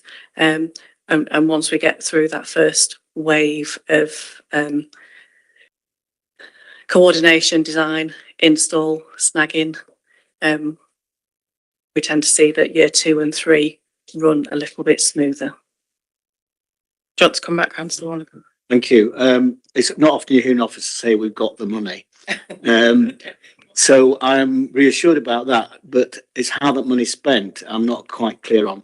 Given the fact we've got a problem with contractors, and given the fact we've got the money, and given the fact I know that courses are run like Zero Carbon Harrogate facilitated something at Hornby Park, how can we not use some of that money for training so that we have more contractors? Yep, so we have utilised some of that funding. There's a fund called Green Skills Fund. So we have several of our in-house trade operatives. We have upskilled several of our in-house surveyors. We have upskilled. So I think it's worth bearing in mind that this is happening in the context of everything that Andrew has said in terms of, and I think last time I was here, I mentioned the growth in the housing standards team as a whole. We have gone from 90 staff to 190 staff. We're onboarding those teams. But again, there is that requirement to get everybody up to speed with systems and work programs and get them embedded and get their skills to where they need to be. So it has been a very productive 12 months to get our foundation blocks in place. Thank you. Does anybody else have any other questions for Andrew? Councillor Grogan. Yes, Andrew, in terms of page 65, are they the up-to-date figures for the empty homes? Could you help us out with it, Lorraine? Yeah, Lorraine's going to pick up on empty homes after me in quite a bit of detail. That's okay. Okay. Thank you for that, Chair. Councillor Davis, then Councillor Proud. Yeah, I mean, I was going to wait to the end because I've kind of got probably questions on each bit, but the specific one is, I mean, I think, you know, it is really good. It's a good report and it kind of sets the scene for us to move forward. And I'm aware, because housing's always been a very big interest of mine, that, you know, it has taken time. You take on a whole new service with 8,000 properties to try and manage from almost nowhere, then, you know, that takes a lot of setting up. And if you don't do it right, we just have problems further down the line. My question is really just about part of the process of something that I have been involved with, and it's around allocations, really. Which isn't wholly in this, but had somebody who was removed from North Yorkshire Choice for whatever reasons. But when they appealed, that appeal was undertaken by a kind of a partner housing provider without recourse to the person who'd made the appeal, which I found a bit of a poor process. So I just wondered if you could look at that really as it seems to be the process is as it was written down. But you know, rightly or wrongly, sometimes people are not the easiest people to deal with. I'm first to admit that, but that doesn't mean they don't have a valid point. So if that's something you could look at in terms of the processes, I'd be grateful. You'd be happy to pick that up. Thank you. Councillor Proud. My question was off the back of Arnold's point to Lorraine, really, about the decarbonisation. So how are you tagging that? And where is it going? So our programme of stock condition surveys is identifying which properties are below EPCC, which is your first baseline. We have some very specific rules around the grant funding agreement in terms of the number of properties that we need to identify that are off the gas grid and the number of properties that are on grid. So we are using the data that we're getting from the stock condition surveys, and they will be distributed. We will be having an awful lot of engagement with tenants as those properties are identified, because not all tenants will understand the benefits of what we're trying to do. So there will be targeted sort of areas where we know that the properties are not really coming up to standard, but it's be evenly distributed between Richmond, Selby and Harrogate, according to the percentages of stock we have in those areas, as best we can. Do you want to come back, Councillor Proud? So it's more targeted on the property rather than the deprivation of the people that are living in the property. Yeah, we have to work with the rules of the grant funding, and the property is the indicator rather than the person living in that property. Thank you. So if we come on to you now, Lorraine, if that's okay, just to do housing empty properties. But before we do it, can I just publicly acknowledge the document that was sent out via Simon Myers on the housing voids and the information that was in that. It was fantastic information, really helpful to give us a really clear picture of where we are and where we need to head, and understanding the various categories and the monumental job that you face. So I just wanted to thank all for that. And having I sit on a couple of working groups, you know, the work that the officers are doing with members is really, really valuable. So I appreciate that. So if I hand over to you, thanks. Thank you, Chair. Much appreciated. And I'll try just highlight some of the key points. Want to leave enough time for your questions. So I don't want to repeat too much of what Andrew has said, but obviously set out the legislation there, common thread throughout all of this is homes being fit for habitation, need to make sure we're meeting all our legal requirements. And just thought it was worth, we talk about AWAB's law quite a lot, and the hazards, damp and mould obviously gets the top billing all the time. I've listed about another 10 there that we have to look at every time we have an empty home, or a further 19 that are slightly smaller and less interesting. But I think just wanted to give you a sense of all of the compliance elements that we have to look at each time we have an empty property. Policy position, I think, speaks for itself. The working group that we had for the new lettable standard was really beneficial. We had some enhancements agreed, essentially bringing all our homes up to EPCC by 2030, which is a separate target, removing all asbestos from within our council homes internally, which removes a financial burden going further down the line, neutralising decor so that tenants have that pride in their home when they receive it, and flooring being provided in wet areas.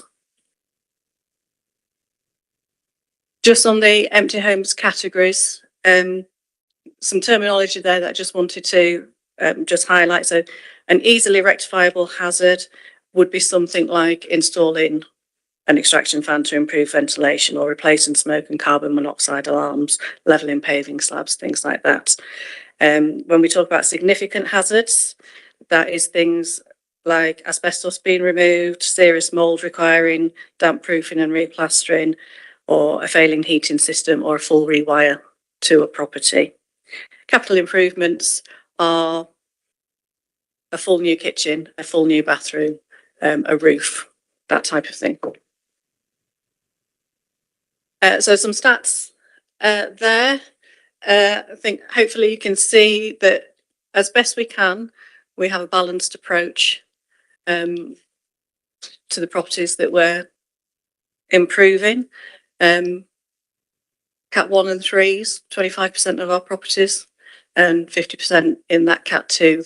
These are the completed stats up to the end of September. So this is what we've done in 9 months since we've been actively getting our trade teams up to speed. I think that slide probably speaks for itself. I did have a couple of slides on the Social Housing Decarb Fund. Through the SHDF 2.2 programme, we have improved 100 homes so far. We're on target to improve 150 by the end of March.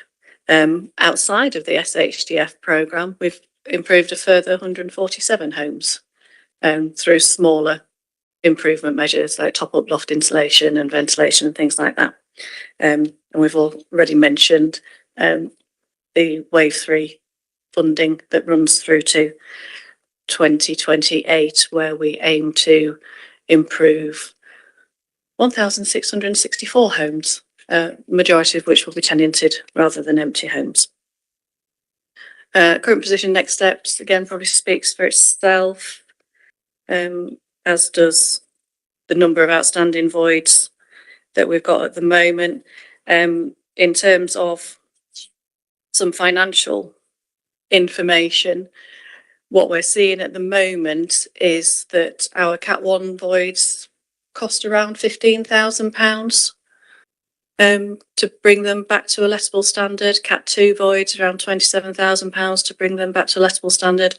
We're still working through the financial analysis, but Cat 3s, it's heading towards £50,000. So it is a huge amount of investment that is going into some of these homes.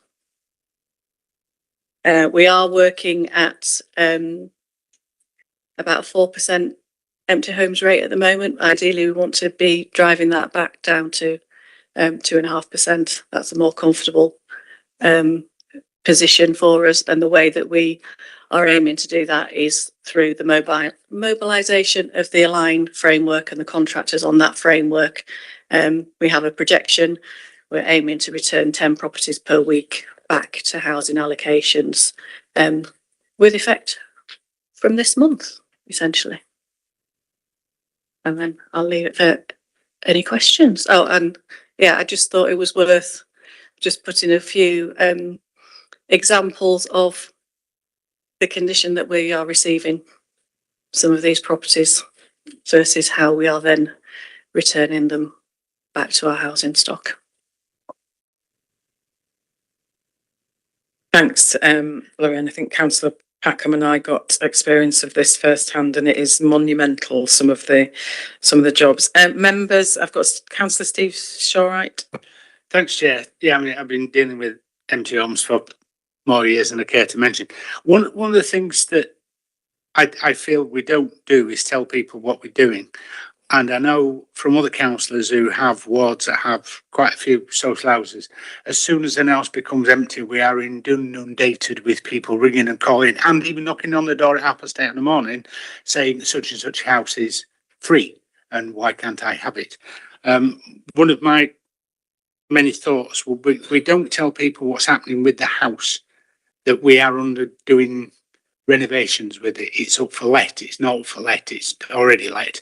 And would it be possible to have some information placed inside the front window that says this house is for let, this house is let, this house is under offer, this house is being renovated and will take 5, 10, 15, 20 weeks because the last tenant trashed it.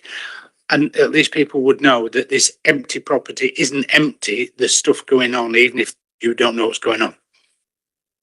I think it's a worthwhile suggestion to consider. I would have some concerns around security of those properties, but I take the point in terms of letting people know, what's going on. And if it's for let, like estate agents put to let, and it gives an indication to people so they don't nag several of us to death. Like even here, when we're having a coffee, I'm going, oh God, she's walked through the door, don't recognise me. It's just something that I think will benefit people to know what we're actually doing something. Yeah. It's not just sat there. I think it's something that we can take away, have a good think about how in practical terms that might work. I think also that acknowledgement that there have been, particularly in the Selby area, a lot of properties that have been empty for much longer than anybody would want them to be empty. They were left like that for a reason by former colleagues, and some of those long-standing voids, hopefully you'll start seeing them coming back very, very soon. We've had some major structural issues and drainage issues and fire damaged properties, and that are sort of even beyond the scope of what we would call a category 3 empty home. So you should start to see some of those turnaround times improve quite dramatically. Thank you. Cheers. Thank you. Thank you both for that. Yes, I think we're all inundated with those questions. Why can't I have that? There's nothing wrong with that house. And so I would just go back to the information that was sent to us. It gives us an awful lot more information to be able to say it may look fine, but actually we've got asbestos, we've got all kinds of things to deal with. So that is hugely helpful for all of us. Councillor Melanie Davis, then Councillor. Thanks, Chair. I mean, just, I'd like to add my support to what you've said. This has been a huge endeavour. Not only has the problem now been scoped, but we're actually hearing delivery, action. That's, I sat there for a long time hearing about strategies. It's lovely. I always say, where's the action? And it's happening and you're delivering. So well done for that.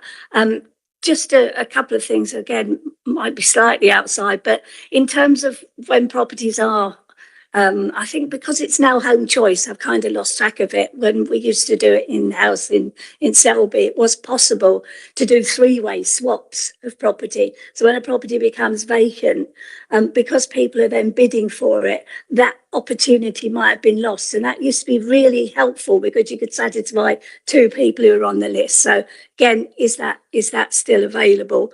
And just go back to the stock condition survey. I think I know the answer because I tackled Andrew about it, that we do now have a proper record, a database, a spreadsheet of whatever, so that when work is done on a property, it's recorded and noted and we know it for the future. Because I was chair of housing for a number of years and a councillor for even longer.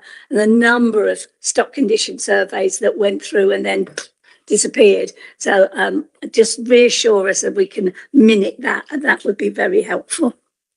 We certainly have a very comprehensive stock condition survey.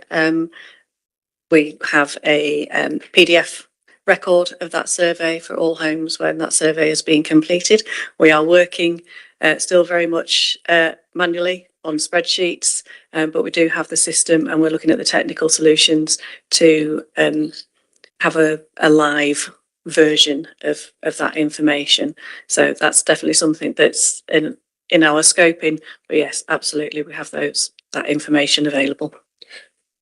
Thank you, Councillor Packham and then Councillor I was Preston. just going to, on the home choice point, sorry. Apologies. I don't think anything's actually changed, Councillor Davis, in terms of the policy. There's been no change that should really have impacted on the Selby area.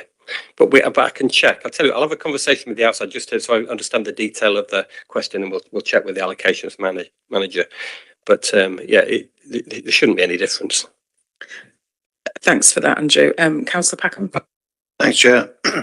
Yeah, I appreciate why we're concentrating on voids and putting a lot of resources into it. And also I'm concerned that if we're doing a lot of stock condition surveys, my guess is that that's throwing up an awful lot of work that needs doing.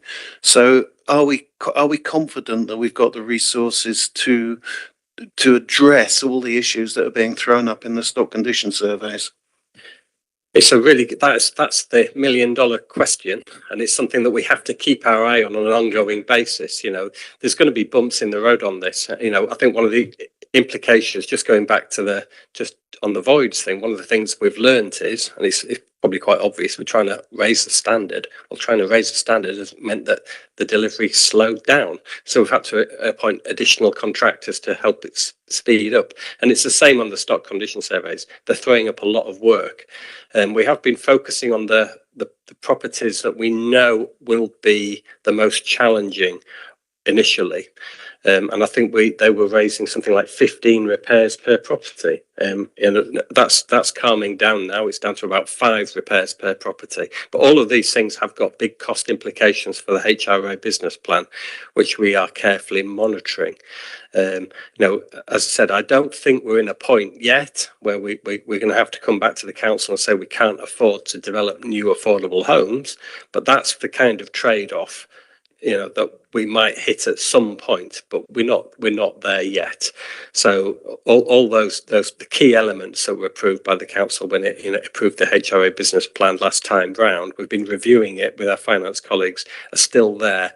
But yeah, it does have an impact. I think one of the key things, Councillor Packham, is it's a 30-year business plan, and it's, you know, so, you know, we are investing now, and the theory is that that levels of investment will tail off over time because we'll be spending less on responsive repairs and more long-term improvements that we've put into the home. So this is a short-term steep curve that we're hitting, but we have to do it. The truth is we haven't really got any alternative. We've got to make sure these homes are decent going forward, and we've got to make sure they're compliant against consumer standards.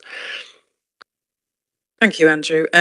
Just a quick comeback, if I may. I mean, the reason I asked the question is because I'm well aware of the poor condition of a lot of our houses, and I would imagine that what I'd like to know is how do you decide which order to do the stock condition survey in? So we have looked at the archetype of the properties. We're doing an awful lot of work where we have had a responsive request for a stock condition survey. If we find that one house in a street is in poor condition, we will then expand the surveys to the remainder. We are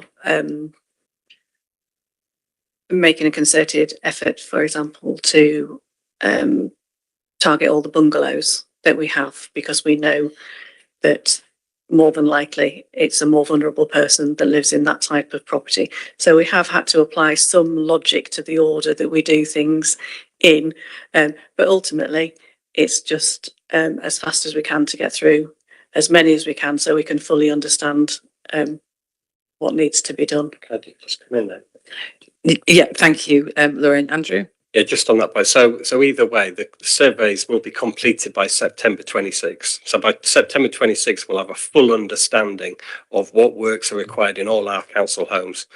And you know, and we'll be able to have a proper, robust asset management strategy, asset management plan with costings against that. So by September 20th, until we've completed that programme, we won't know for certain as to what the financial implications are going to be. But as I said, we're targeting the most difficult ones first. Thank you, Andrew. Councillor Paraskos. Thank you, Chair. You may tell me it's not relevant, but how are we dealing with non-council homes that are empty? Harrogate used to have a policy of bringing them back into use. Are we still carrying on with that policy? Because I haven't finished. I have one in my area that we started a CPO on because it's just deteriorating badly. And then it just stalled and nobody's willing to pick up the CPO again. But this property is still just derelict and it's dragging the house down next to it. I'll shut up now. Yeah, so we are working on a new empty homes strategy that will be considered over the next couple of months. I think it's due to go to the next scrutiny, housing leisure scrutiny committee. So, but effectively, we've had 7 sets of different empty home approaches to empty homes across North Yorkshire, and we're trying to consolidate them into one. And there are, again, clearly resource implications in terms of empty homes work, because it's one of these areas where expectations are very, very high in terms of, you know, everybody expects the council to step in and CPO or, you know, or do whatever, but realistically we can't. So we do have to prioritise around that. So we are taking up it's almost going to be like an options paper initially to say, look, this is what we've got now. This is what other councils are doing. If you want us to do these other things, these are the implications, including things like CPO. Because I'm aware that Harrogate had a policy around that, but none of the other district councils did. And there's big implications around something like a CPO, including paying compensation to the owners and all sorts. So it's not something to, you know, we would have to look at the whole thing in the round. But the council will be asked to make decisions on this in due course. Thank you, Andrew. And that's something that I shall also be paying close attention to. Councillor Paraskos, did you want to come back? Well, it's just, are we near the end of this section? Because there was just something I wanted to... I've just got Councillor Duckett and then we'll move on to Councillor Duckett. Right, thank you, Chair. It's going to sound rather a silly one, normal for me, but outside, I'm a tenant. There's 2 of us left on my estate that are council. The rest are all bought. Yet housing still pays for all the grass cutting outside that area. Now, you're saying we don't pay a service charge and what have you, but Harrogate do it. And I know Harrogate get an absolute gold service as far as, you know, public areas and this, that and the other. And even tenants can get help in the gardens if they can't keep up with the gardens, which we don't get round here. I think you said about they pay a service charge, we don't. Now, if we were going to get the same as them, perhaps tenants would go along with having a service charge. But if we're not going to see any improvements on that.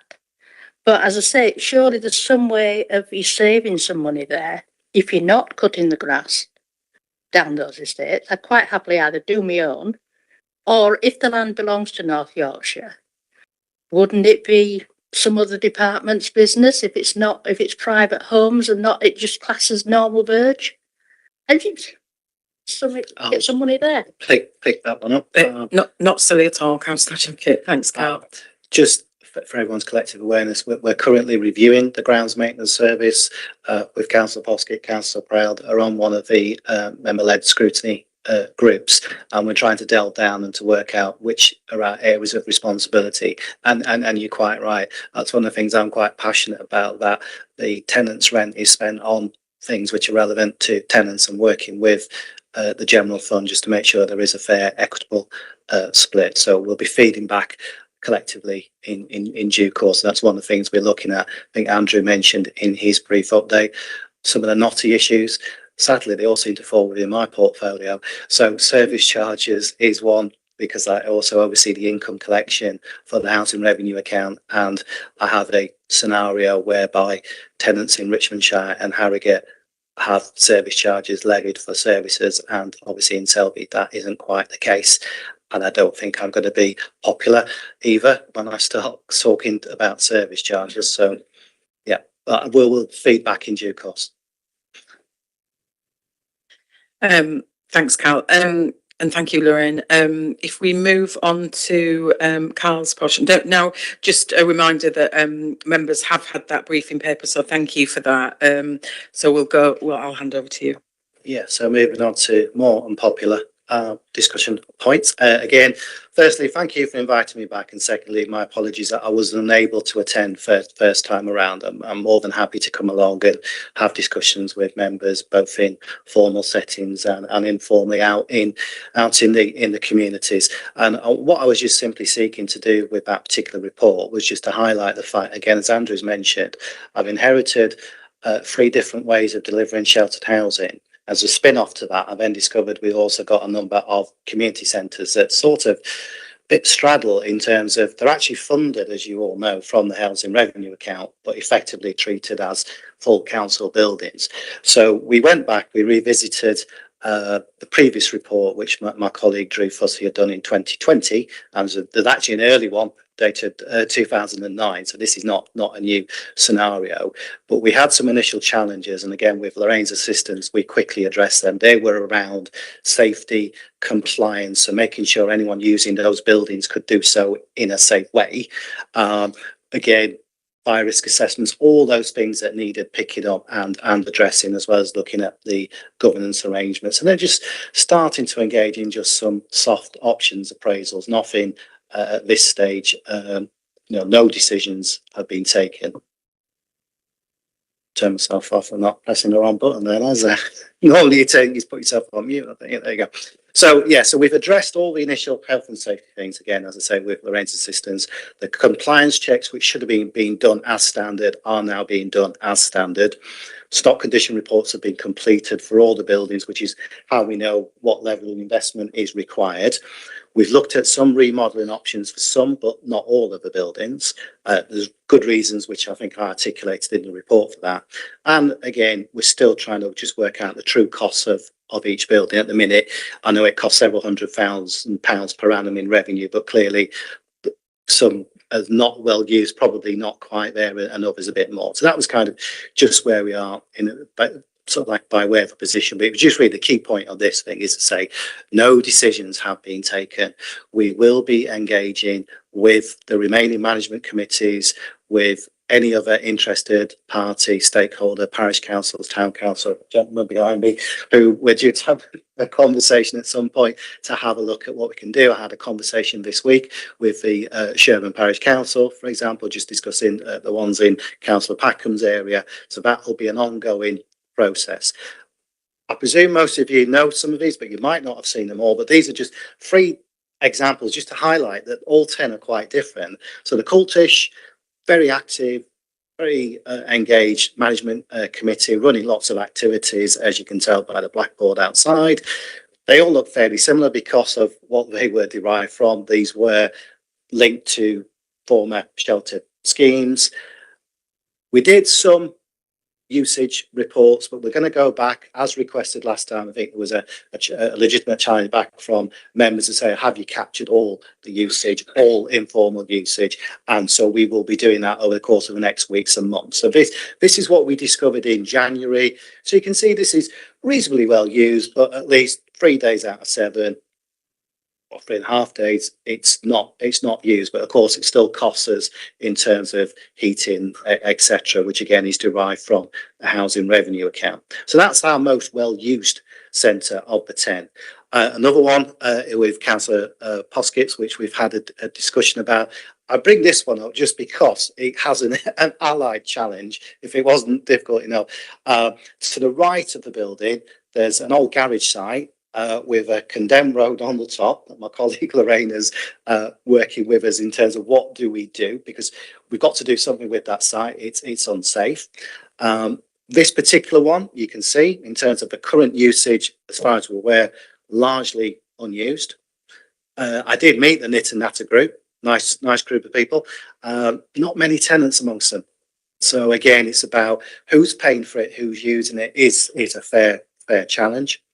So we looked at one of these and options, and this one we could potentially develop and create five houses. Now, as I'm sure members will know, development things take a lot of years. It's not something that would happen overnight. So we'd have to do something with the buildings in the meantime. Could we generate more interest? Could we get more people using it? Not always necessarily people paying to use it. It could be other things, other council services delivering their services from there, for example, using, because as a landlord service, going back to Andrew's point around the regulator, under the neighbourhood and community standard, we are obligated to work with other agencies, other partners to the benefit of our tenants in those localities. So there could be other uses as well. The final one I just wanted to bring people's attention to, so this is the Anne Sharp Centre in Byram. A GP surgery has been in there for the best part of, 20, 30 years. Unfortunately, the lease ran out in 2014, but we are negotiating with them. Hopefully, they will stay. They also used to have the flat above, which was the ex-warden's accommodation. That's just been returned back to us. When I went to meet with them, it was full of paper records and all sorts of old phones in there, but they've handed that back. So we're going to look at potentially using that as some other form, possibly of temporary accommodation in the meantime. So it's not just stood empty. I just wanted to highlight this because you can see there, it is what it looks like. It's a GP surgery, but it's very tired. You'll notice that it requires probably in year one, at least £60,000 worth of investment. But I don't really want to commit that investment unless the GP is committing to remain there for a period of time. Because again, it's tenants' rent money that I'm effectively spending. So I think it's only fair I consult with tenants and check with them. Is this the sort of thing that you want me to be spending your money on? So again, just to surmise, no decisions are being taken. We will be going out a combination of the tenant involvement team and our colleagues in the localities team who have been incredibly helpful actually from the very beginning. They've been really insightful and pointing us in the right direction with other community groups. So that'll be taking place throughout November, December. If members are interested, if we're able to get meetings set up with remaining management committees, please come along, have a dialogue so we can collectively work out what we might do with these buildings going forward. We'll confirm that with all the groups. Again, with colleagues in Lorraine's team, any items which were identified as safety related items from those stock condition surveys will be done. Other colleagues are working behind the scenes now, costing those proposals up for me, and we'll make sure that, again, whilst those buildings are still in operation, they are safe to do so. That is clearly important. And then in 2026 onwards, we'll engage in that wider stakeholder engagement piece. So again, if you as members know of other community groups, interested partners, people who might want to look at asset transfers, that sort of thing, everything is, I guess, up for discussion. And then we'll consult with tenants and others to say, is this what you really want us to do? So hopefully, again, that covers it. Thank you. That was great. Thank you, Carl. And if I can just take a minute to just acknowledge both of the presentation that you both did to me for Tadcaster. I know we're critical of member involvement, but actually on this particular area, it's really nice to be able to work with you and the groups and be able to feed back as to what might work and how we can support our community groups going forward as to where they would be in best value for the community. Any questions on the community? So Councillor Packham and then Councillor Davis. Yes, thanks, Carl. As you know, I've been quite interested in this issue over quite a long period of time, and we've had quite a few discussions on it. I'm encouraged by what you're saying about the number of stakeholders that you're going to discuss this with, because I think that's important. We do have a chronic shortage of community space in our town, which this could help address. So I would like to be involved in discussions that you have as you go along. And I would like to have the opportunity, as you've said, to let you know what stakeholders I believe should be involved. Thank you. Thank you, Councillor Packham. Councillor Davis. Yeah, thanks very much. Interesting, and it just seems to be coming round on a circle again of all the things that we've looked at over the years. But it feels now like we've got a real chance to do something about it. I mean, I think there are issues about the community centres generally. I mean, and there is a balance, I think, to be struck between us as an authority and the ownership and the maintenance and the management committee, whatever you want to call the people who do that. And that sometimes has swung too far the other way. When I was a councillor many years ago, I asked if I could hold a surgery there, and I was told no, I couldn't. That did change, but it's that kind of thing. When I ran the Sure Start programme, I was paying to rent somewhere else, but I was told I couldn't go in there because there were children and they've got sticky hands and they'd make the furniture dirty. So I think that there's a balance to be struck there, and I think we need to be a bit more prescriptive with the management committees. There's some brilliant people on there doing great things and some really good services. But when you look at the actual timetable, there are quite considerable gaps in a week.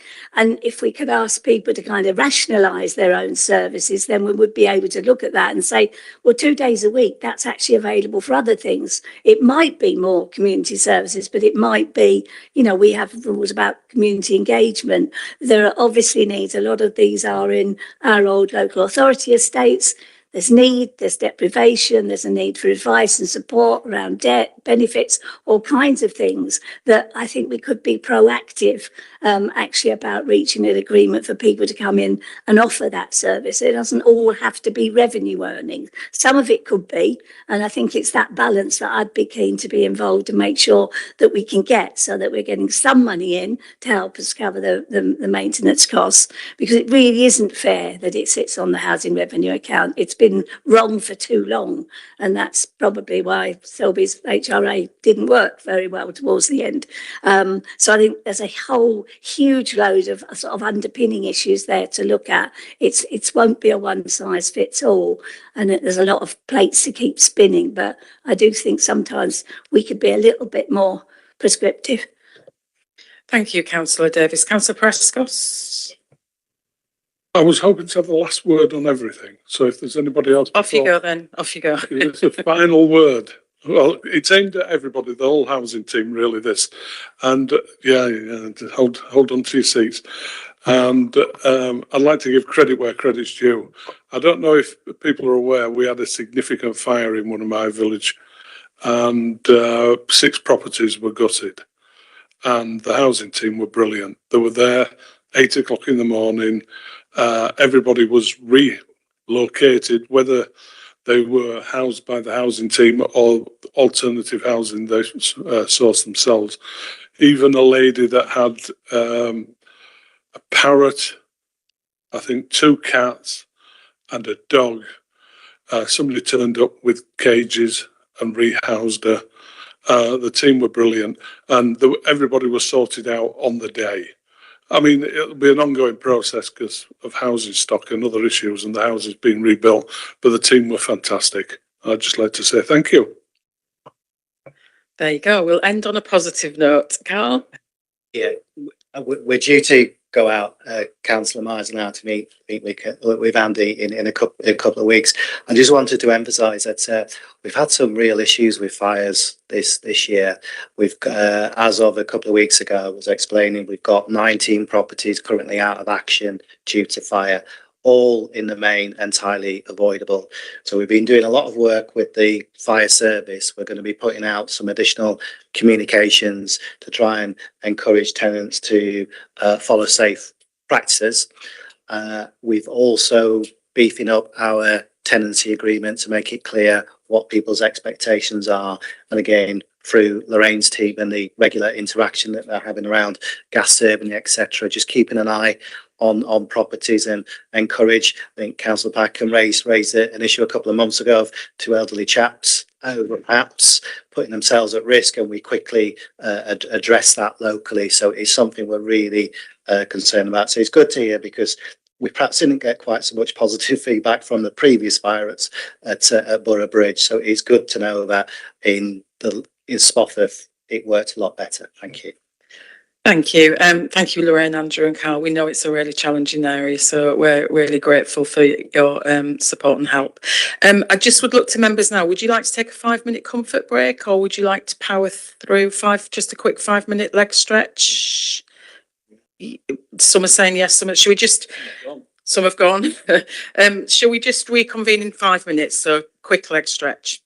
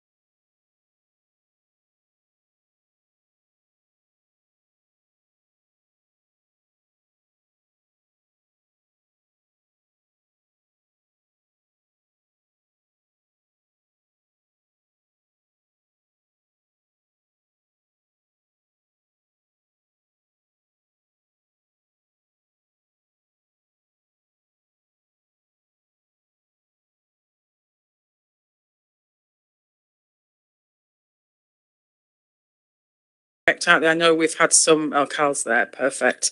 I'm just going to do another countdown again for those joining us online. 5, 4, 3, 2, 1. It's disappointing when nothing exciting happens after that. I feel like there should be something happen. Thank you, members. So we are moving on to item 8, which is homeschool travel policy. And Daniel's joined us for this. So if I hand over to you, Daniel, thank you.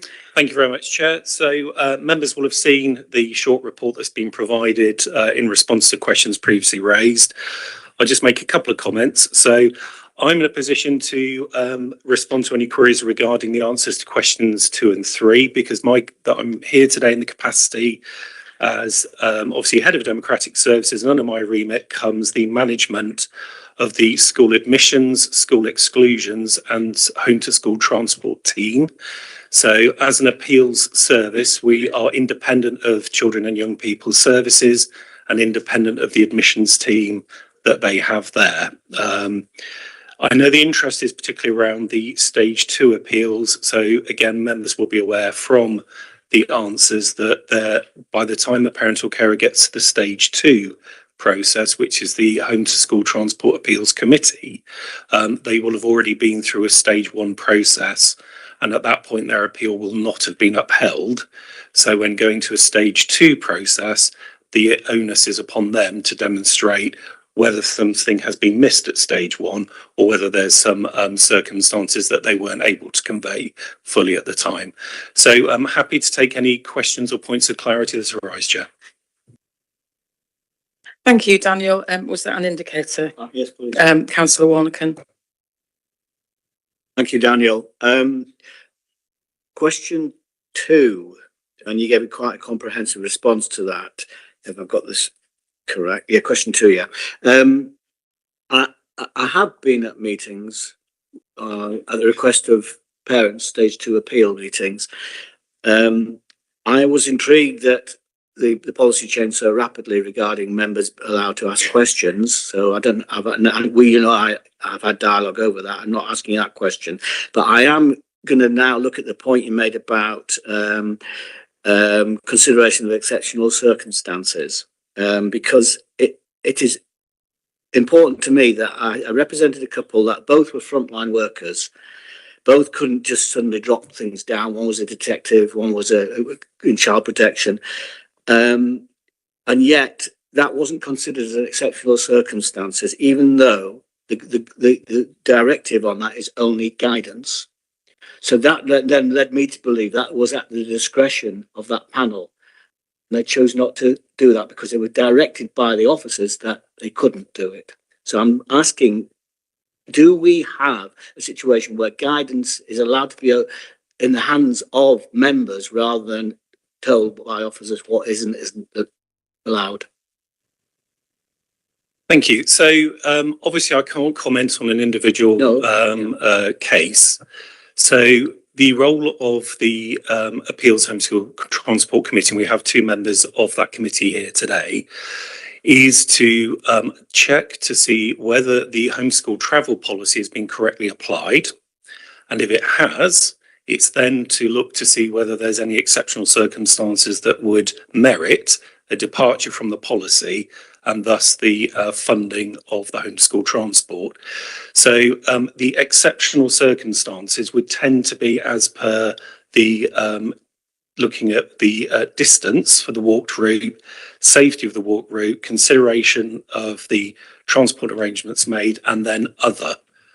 So the other is clearly open for interpretation. There is Department of Education guidance, but as with all appeals processes and with all committees of the council, members have a degree of discretion and latitude. And I don't think people would necessarily want to take that away, dare I suggest it. Councillor Warnocken, you don't? No. I think. Any other questions for Daniel whilst he's here, or anything to take forward? No. Thank you so much, Daniel. Item 9 is update from our area committees MPs, which you all have got. They have been circulated. If I may just acknowledge thanks to Sir Alex Shelbrooke for his ongoing support with the Tadcaster Flood Alleviation Scheme, but also with Fakir Mather as well, who's also been a real advocate for us in his short time that he was our MP. Do any members have any comments or points to make or questions to send forward? Just also to note, they are both obviously always invited, either online or in person. Nothing to note. So we're on to... Sorry. We're on to item 10, the work programme. Now, obviously, there was in our public questions sections, there's an issue being raised there. Are there any members would like to come in with any points to raise? Councillor Paraskos. Thank you. I've been left a task by Councillor Grogan. He would like adding to the work programme planning and planning enforcement. Did he elaborate on that at all, or any No, that was it. planning and planning enforcement? Okay, Councillor Proud. Can we just have something on about the TCF project in Selby that's, I don't know if it started on, it was supposed to start in October, but the railway club's still standing, so I don't know what's happening with it. So it'd be nice to get an update where they are and what they're doing. Okay. Just in terms of, I apologise, members. Councillor Warnock keeps putting me off here. Did you want to come in there? No, after you. Okay. Yeah. In terms of the public question section, I think there's definitely a conversation to be had, perhaps with Councillor Packham and Councillor Catanack going forward as to potential planning discussions or points that were raised today. So it might be something that we can have a conversation about. Councillor Warnock. I think you touched on it. That was it. Okay. Would you like to elaborate at all? Well, all I want to do is acknowledge what's happened today with the public statement and the important issues that it raises. And I don't think we can just respond with an officer response. No, I'm not questioning that response. It's not on my role to do that. But I think we have to find a way of taking this forward to address the issues raised. Councillor Davis. Yeah, I mean, first, I know the response you'll get if you go back, if someone asks, put something on the work programme that's as broad as that, it'll be, and I can hear Daniel, who used to say it to me, you know, that it really needs to be more specific. You can't have anything that broad. But I think in terms of the points that have been raised, I have deep sympathy in terms of planning and piecemeal planning, that I've gone on and on and on about this, and we've suffered and struggled in the town. It isn't just the villages, that we have incredible traffic and congestion problems now in the town, because once people realised that they could get permission for less than 200 houses, what we had was 200 here, 200 there, 200 there, 200, and absolutely in no way addressed anything to do with the major infrastructure problems and the problems that we have just in terms of traffic flow. I am ever hopeful that the new town stuff will address that. Because it doesn't work, and it's actually, I think, Selby has the worst readings now in terms of air quality of anywhere in North Yorkshire. That was reported at another committee, and that's just from the one place that we are allowed to monitor it, and those are still below our national targets, but well above European standards. So I think there's a whole issue there around I know that's more specific, but it's about that knock-on effect. It's that holistic thing that we don't, what I keep calling the helicopter view. If you build 5 lots of 200 houses, that's the effect, same effect as having 1,000. And it seems to kick in there. And we know developers, they're not necessarily our friends, and they come in and they get round the system. And it's the people who live here who suffer from that, for probably, if it's around air quality, that's serious. That's probably the next 50 years. That's our children. So I just think, however you encompass that, I've tried to put it into words and make it relatively simple. I just think in terms of planning, it is that cumulative effect that no one really seems to take account of. I'm told that it does, but it doesn't, because the legislation doesn't cover it. Thank you, Councillor Davis. Councillor Packham. Thanks, Chair. I just wanted to make one or two comments on planning issues. Firstly, with regard to site visits, I was at the site visit that was referred to, and I have to say it was embarrassing for everybody. I have been in discussion with the senior planning solicitor over the last week or two, and we are trying to come up with a clear understanding of what how site visits should be conducted. And it won't be the same as the one that took place at Sherburn. We'll all be pleased to hear. I did actually have to conduct a site visit myself on Monday, and it was, let's say it was a lot more open than the ones that we had at Sherburn. I made sure that the local parish council were well represented and were able to point out anything they wanted to. And that's the way I favour going forward. It will be a matter for discussion amongst others, but that would be my approach. In relation to infrastructure, I accept that Sherburn has had a lot of development without the infrastructure. And I think if you go back to when I was first elected as a district councillor in 2003, one of the first things I said in council was, we can't have all this development without infrastructure. Unfortunately, we did. As it stands at the moment, I am working with the very good people on the town council who are really enthusiastic, and we are beginning to move forward on trying to press for some essential infrastructure for Sherburn, which I hope ultimately the North Yorkshire Council will support.